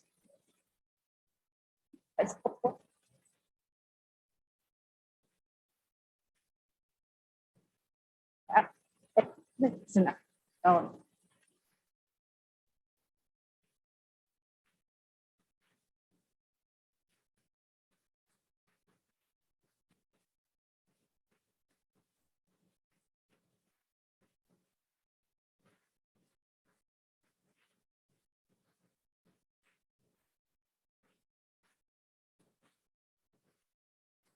So then some of the objectives under that would be an update.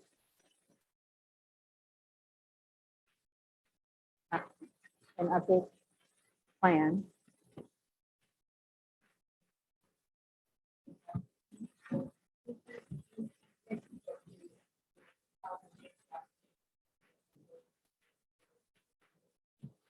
I was just going to suggest the phrase anticipate ideal zoning objectives in an expanded urban growth boundary.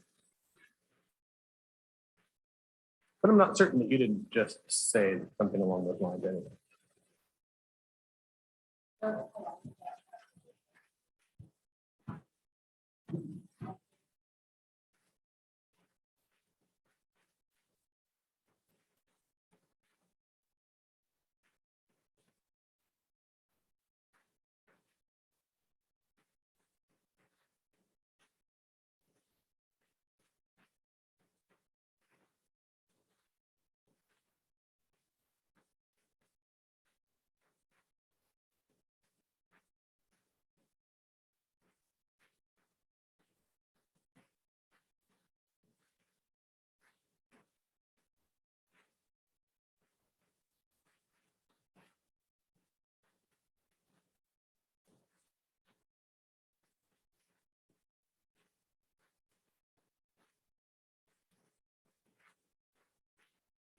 Well, and the reason I've started obsessing about it is because that's the next big wave that I think in the conversations that I've observed over the last several years, we've been talking about today's issue that Amazon's coming, how many trucks is it going to do, Walnut, we're going to remediate a situation that already exists.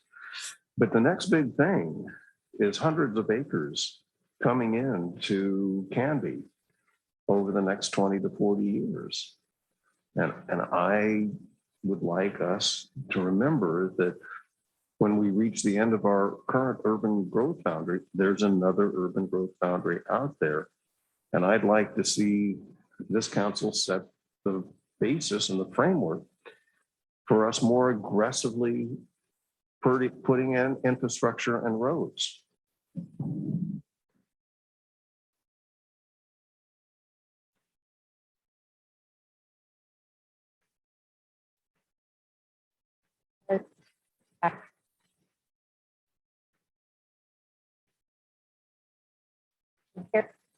Heard in the.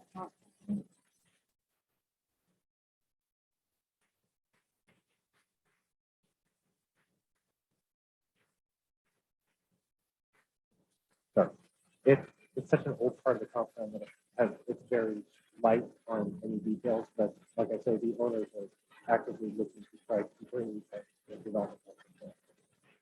It's the northeast corner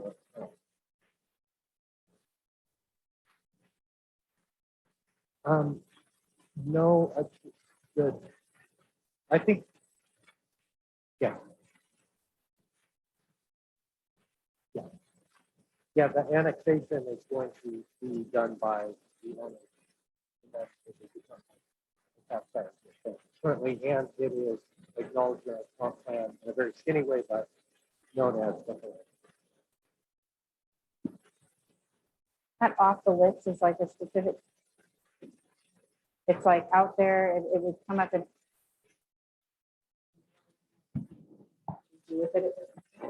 I think that it is going to have its own envelope of decision-making. Joe, just to clarify, I'm sorry to get into the weeds on this, but when they come up with a concept plan that first goes to the planning commission for them to review, modify, or adopt. They'll.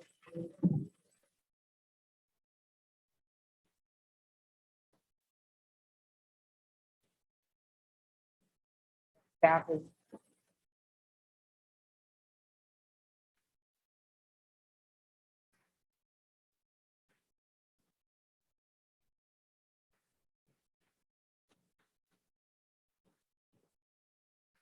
What about any?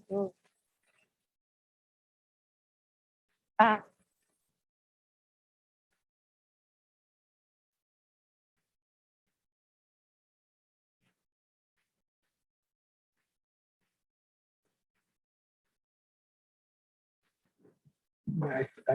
Again, I just wanted it up there because it's a part of our UGB expansion has to do with density. Okay, And so as we look at how we're being built out currently, part of what's going to be looked at the alphabet soup agencies and land use at the state to grant us a UGB expansion is how well we've utilized the land within our UGB currently. And so, so downtown housing, again, it's, you know, the Dahlia building was, I think our first shot at what does that look like, and it's been successful. You know, and so does that mean other areas of downtown, or does that mean further development along those lines? Is that a policy decision? Is that a direction to set? I think, you know, that could go either way. But I think that is something that's going to be looked at if we're looking at expanding our UGB in the future. Sarah. The mayor just reminded me of something that we have kicked down the road every time we've talked about it. And that is when we get to expansion of urban growth boundary and it goes to LCDC, they're going to say you've got the fairgrounds and you've got the country club. Both are zoned residential. Are we willing, you know, and the country club doesn't want us to take their property off of residential. I don't think the fairgrounds would mind, but we've got this structural thing waiting for us when we do apply to expand our urban growth boundary, that due to history, some weird thing that when the country club, I guess, was developed, they want, in case the golf course failed, they wanted the ability to develop that land. And I'm not sure how the fairgrounds got zoned residential, but we do have that hanging out there in the future when we go to LCDC. Yeah, that's the piece where is that those get made special exemptions. Those are pieces that, again, we're going to be faced with as that comes up. If we could find a designation, reserve, residential reserve or something, but at least to keep it from being a strikeout when we, and it's good, none of us are going to still be on the council by then, but still it's going to be setting up a future council for a problem. People are going to say, why didn't they deal with this earlier? Would changing the country club to commercial residential fix the situation? Because they're commercial, but they would have the option to go back to residential. So It would be worth exploring how to fix that. So that, Sarah, welcome to our world and how we tend to pull at a string, unravel it, and lead us down a further different path. No, I feel. These are but this is the dialogue that need to be had.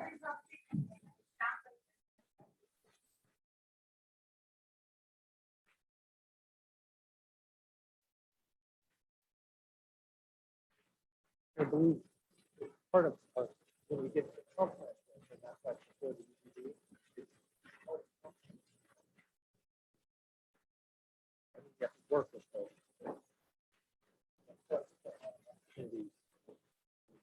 This sort of goal okay, to get to that.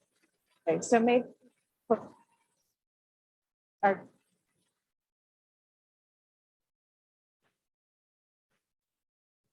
Bus takes a close look at those.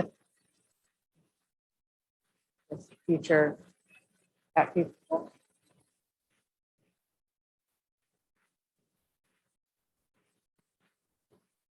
I think, Sarah, the way you've got that organized, I think it can hit in there the housing, the zoning, the UGB piece, I think the handling of the not in my backyard piece is that's more of a, I think comes down to how we look at where some of those housing pieces may go as we develop that comprehensive plan or zoning pieces. Again, up here, there's the volume. Up here, you're going to get into this aligned with community. And up to your conference.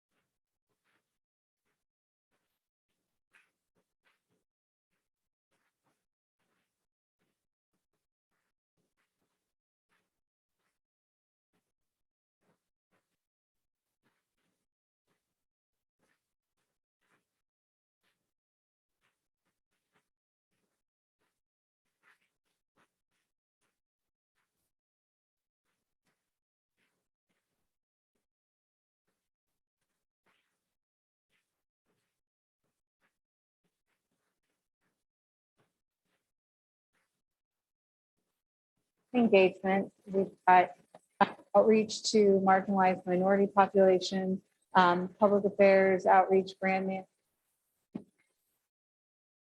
Youth, identifying what small town feel means, and then this piece around advocacy.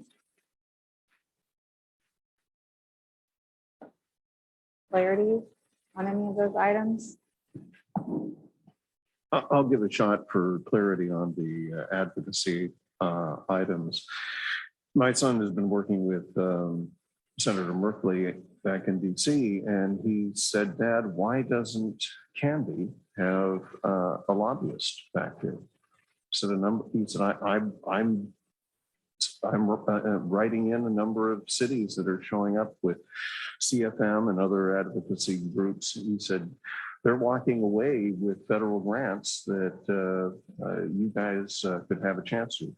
Tracy, how do you feel about contracting with a professional lobbying group? Is that sort of advocacy you're talking about, or would it be mayor and council? No. Jesus.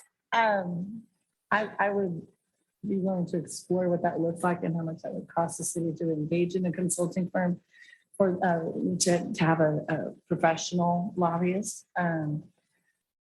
As far as the state level, I think that can be in-house. I mean, I think it holds more water with the legislators when the people that it actually affects are the ones that are in front of them. So I wouldn't be interested in hiring any kind of a lobby firm to advocate for us at the state level. I think that should be mayor and council or then maybe the stakeholders that it affects.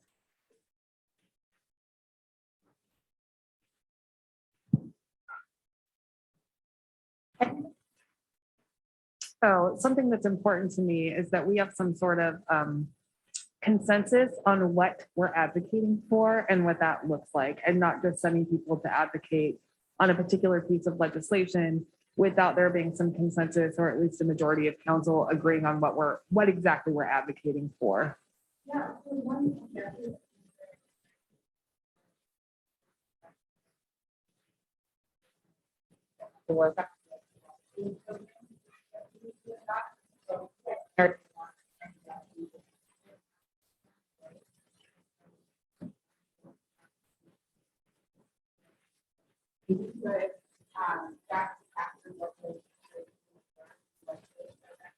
Forward to council, and like those are the things.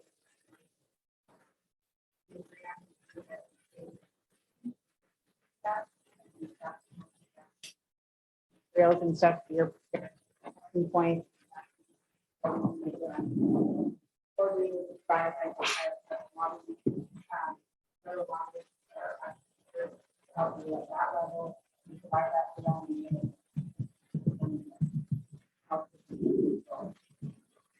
To kind of build on that, I participated in the chamber level in their legislative group.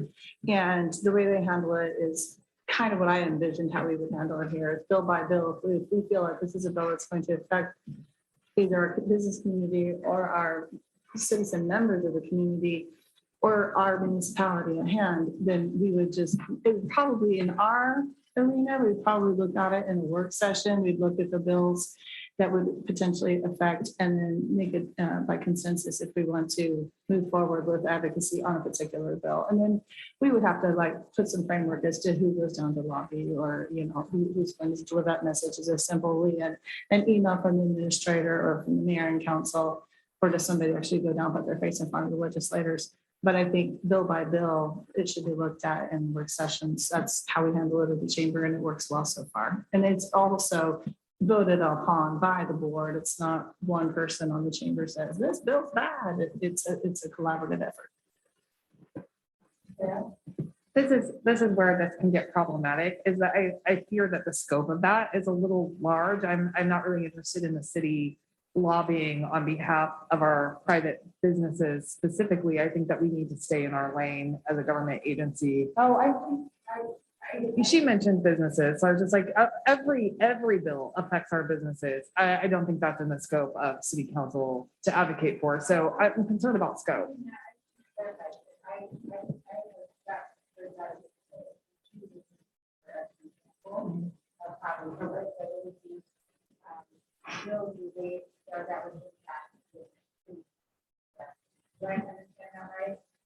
Yes, I might have muddied the waters by using the chamber as an example. I apologize. Yeah. Yes, I'm much more comfortable with that because in theory, every piece of legislation affects some component of our city, and that's a pretty broad scope. If it impacts directly, our transportation needs, are the needs that we address as a council, then I'm open to that conversation. But I don't want too much scope creep in terms of our advocacy at the legislative level, just if for nothing else than for the sake of staff time and our time.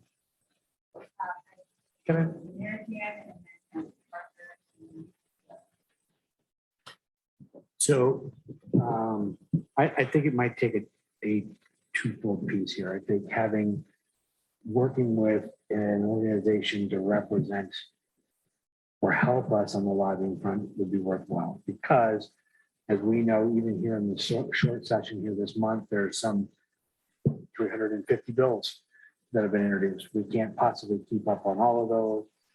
Obviously, those get weeded down depending on what gets in committees and things like that. But having staff or even, do you have time to follow 350 bills?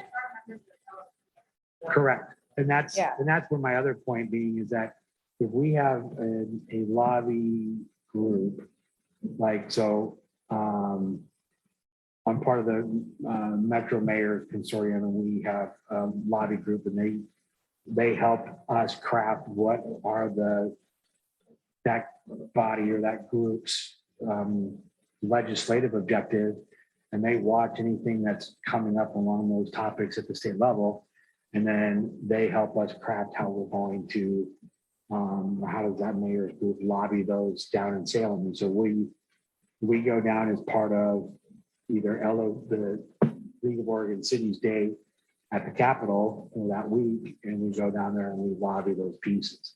That's where we would go. We could go down as a collective, or it's one or two or three councilors that are available to go down and advocate for those pieces that have been identified as a group that we are feeling strongly about. They're going to impact the city and how we want to either have our legislators support them or not support it.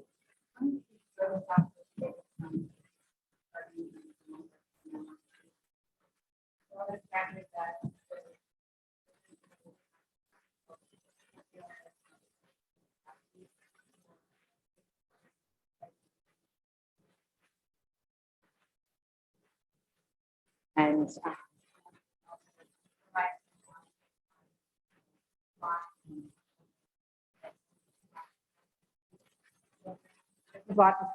oh God.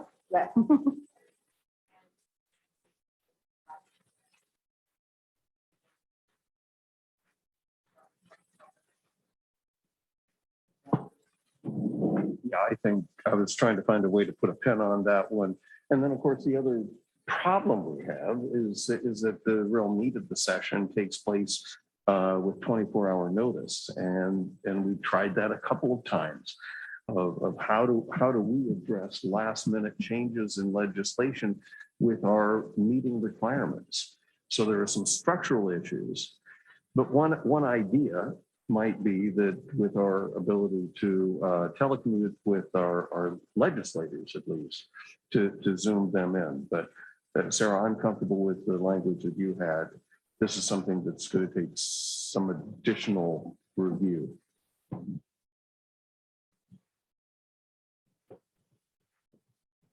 As part of this advocacy outreach section, I think Councilor Bajoran had some really good thoughts in our breakout. And I just want to make sure that he gets a chance to communicate, potential needs that we have in terms of internal and external communication.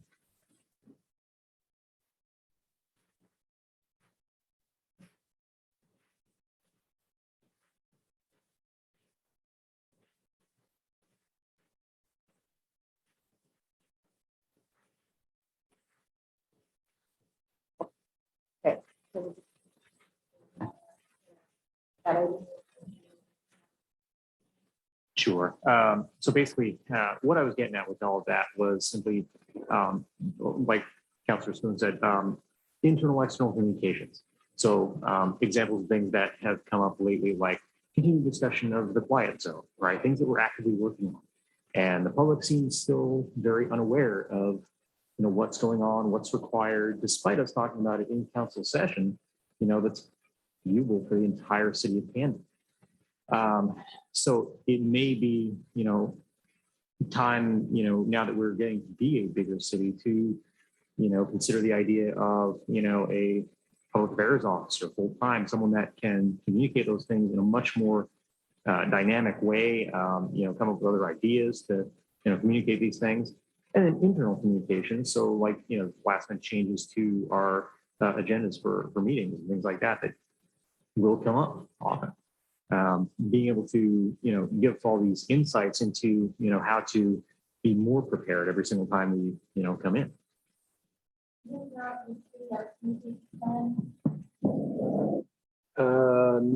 No, not really. Yeah, and that was one of the, as again, I get to come in with fairly new eyes and look at things, and that was one of the things that did jump out at me. It was that piece was missing, and it seems especially important now. The rapid manner which we communicate on social media or other electronic outlets. And so one of the things that I did, and the council was informed of this, is I took an existing department director who had some communication training background and actually made that department head also our communications specialist, I think is what we call it. And it's sort of, but that's always been the idea there was just as a bridge to something else. I think I would envision something longer term, but we've definitely increased the amount of that communicating that we do, but we have a long ways to go.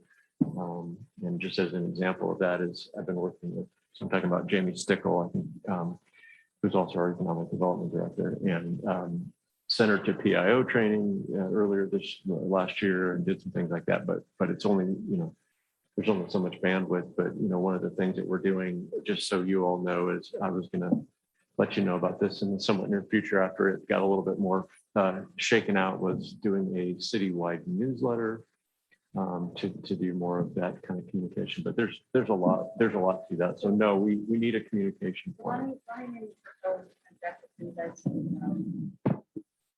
It would be to develop a communications and engagement strategy for the city and align it with resources. Yeah. Because we might, hiring somebody probably the first step. Right.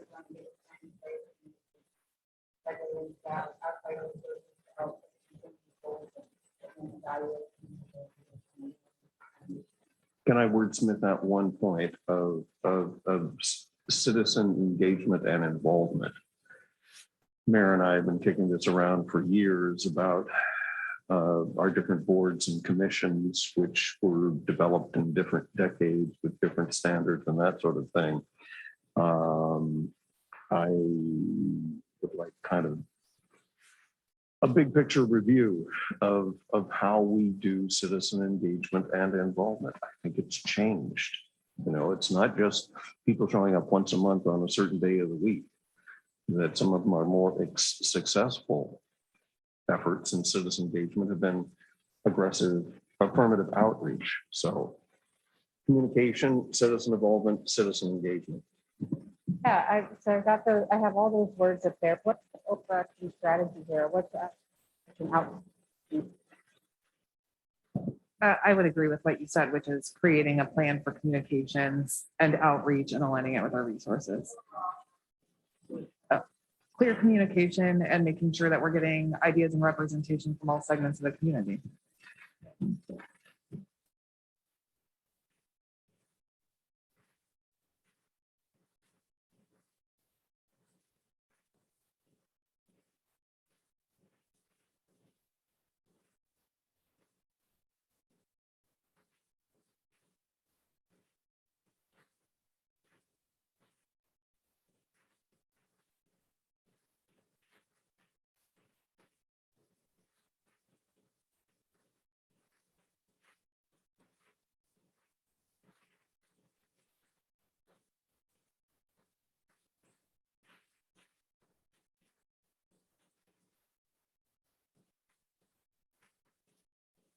We have started adding new people to the advisory committees, which I thought was so good.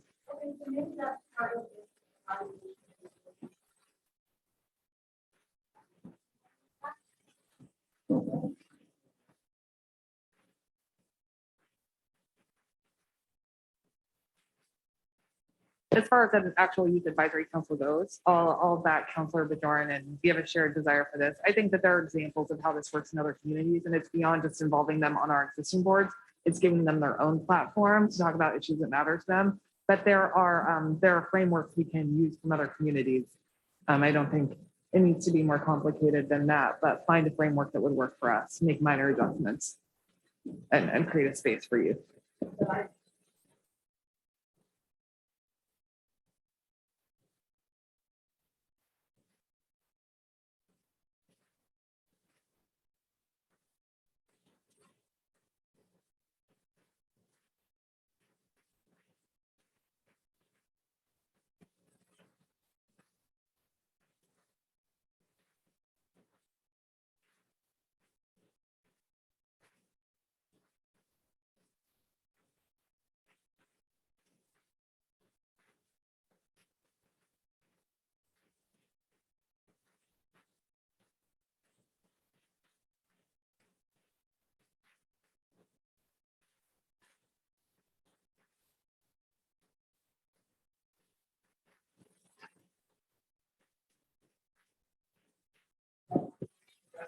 Yeah, I'm a little bit frustrated because I think I made it clear that, like, to staff and you that it was the most important thing to me. But I think that I'm not sure it really needs a discussion in this space. It's on the list of potential work sessions.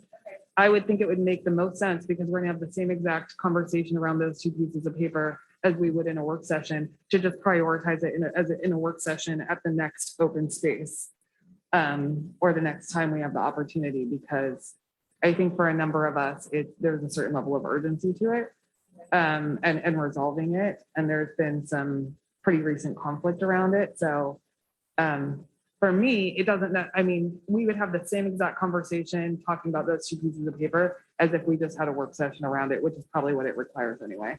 So that's my take on it. I don't know where anyone else is with it, but I don't really have an interest in delaying the conversation because I think that it's coming to a head ultimately, and it best happened in a work session environment than elsewhere.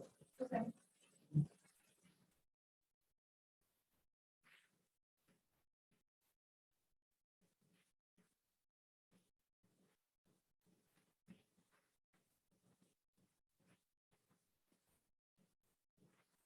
I'm okay with that if everyone agrees that there's a certain sense of urgency around it. I mean, I've been asking for it on the dais for months and months and months and months and months. But I would like to know if there's some urgency for other people around having this conversation as soon as we can. Anyone else? Yeah.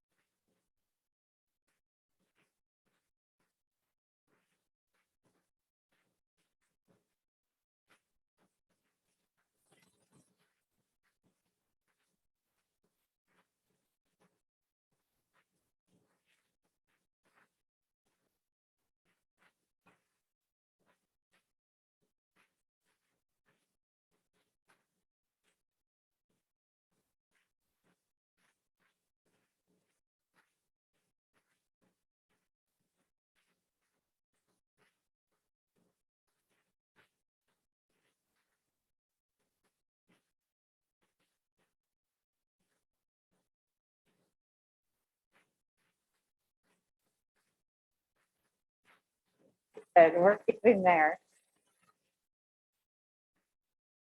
Setting workshop for you, Hardy. I'm right at an 8. I think we accomplished a lot. I feel pretty good about it. And there's just more discussion to continue to have. Okay, good. There has been. And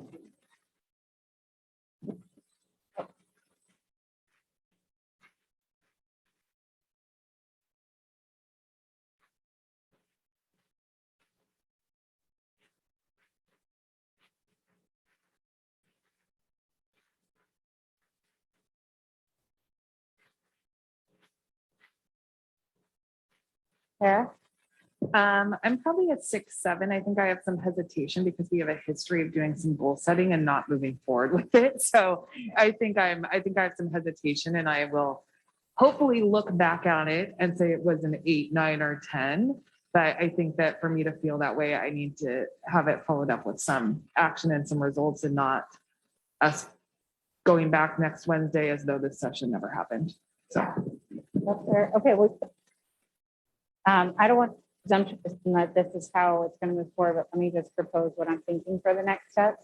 Ashley and I will take all of this language, we'll refine it into some goal statements and some objectives, and we'll work with staff to refine that even further to bring back to you in a work session that hopefully I can come back and facilitate and work with you on. I've done that with lots of cities where where, as the mayor is saying, like move it more towards the final product.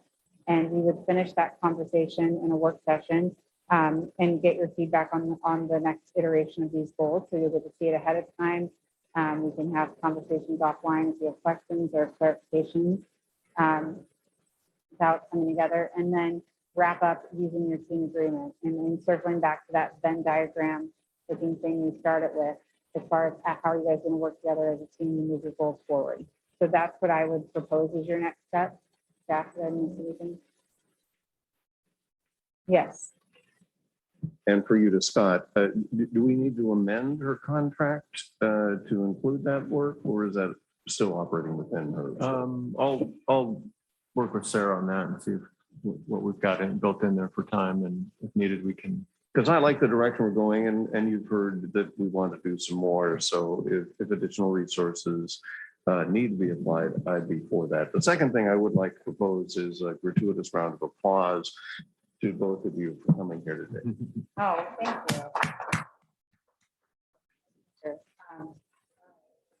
Can I add just on the point about the follow-up, and maybe this is a question for Mayor and Council here a little bit, is the follow-up session that you're talking about, Sarah, feels like it should be pretty substantial and meaty just to make sure we take this across the finish line.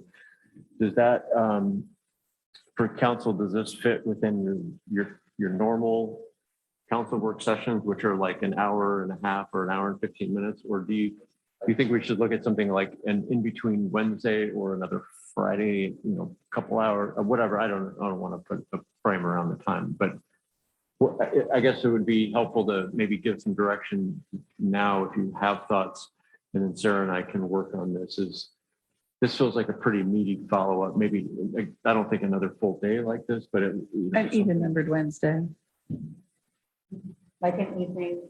Mhm. I mean, if I were to build that agenda, I would say it's probably about 3 hours to feel like, to do it justice. You may be able to do it in 2.5, but I was just going to say I would allocate 3 hours. It'll be like a 6 o'clock on Wednesday. We don't have a council meeting. one in between Wednesdays. Yeah. That's what I was kind of wondering about. Yeah, work sessions can get so frustrating because we plan them before the city council meeting. So that ends up with a drop dead spot, whether we're finished with conversation or not. I was going to suggest another full day like this, but I'm okay with Tracy's suggestion of having an odd Wednesday to try and wrap this up. Because I think we're making progress in a couple dedicated hours without the back timing of having to break at 7:30. Yeah. Everybody feel good about those next steps? All right, I will work with make it happen. Mr. Mayor, do you need a motion to If we're adjourn going this to- officially or not? We do, okay. if we're going to do that, I would say that I would request then those two items either come at that meeting or a separate work session, whichever comes first, so that they can be most quickly addressed. So I didn't realize when I made my statement, we could do it in a work session, that we might have more significant amount of time. Whichever comes first, I would like those to be addressed either there or a work session. I'll work with you guys on how to best accommodate that. All right, well, I just want to thank you all for your participation, your engagement, your commitment to this Friday. And we're already 6-7 minutes over, so I don't want to take any more of your weekend. Thank you so much and look forward to continuing and building on this momentum. Thank you. Yeah. Mr. Mayor, I move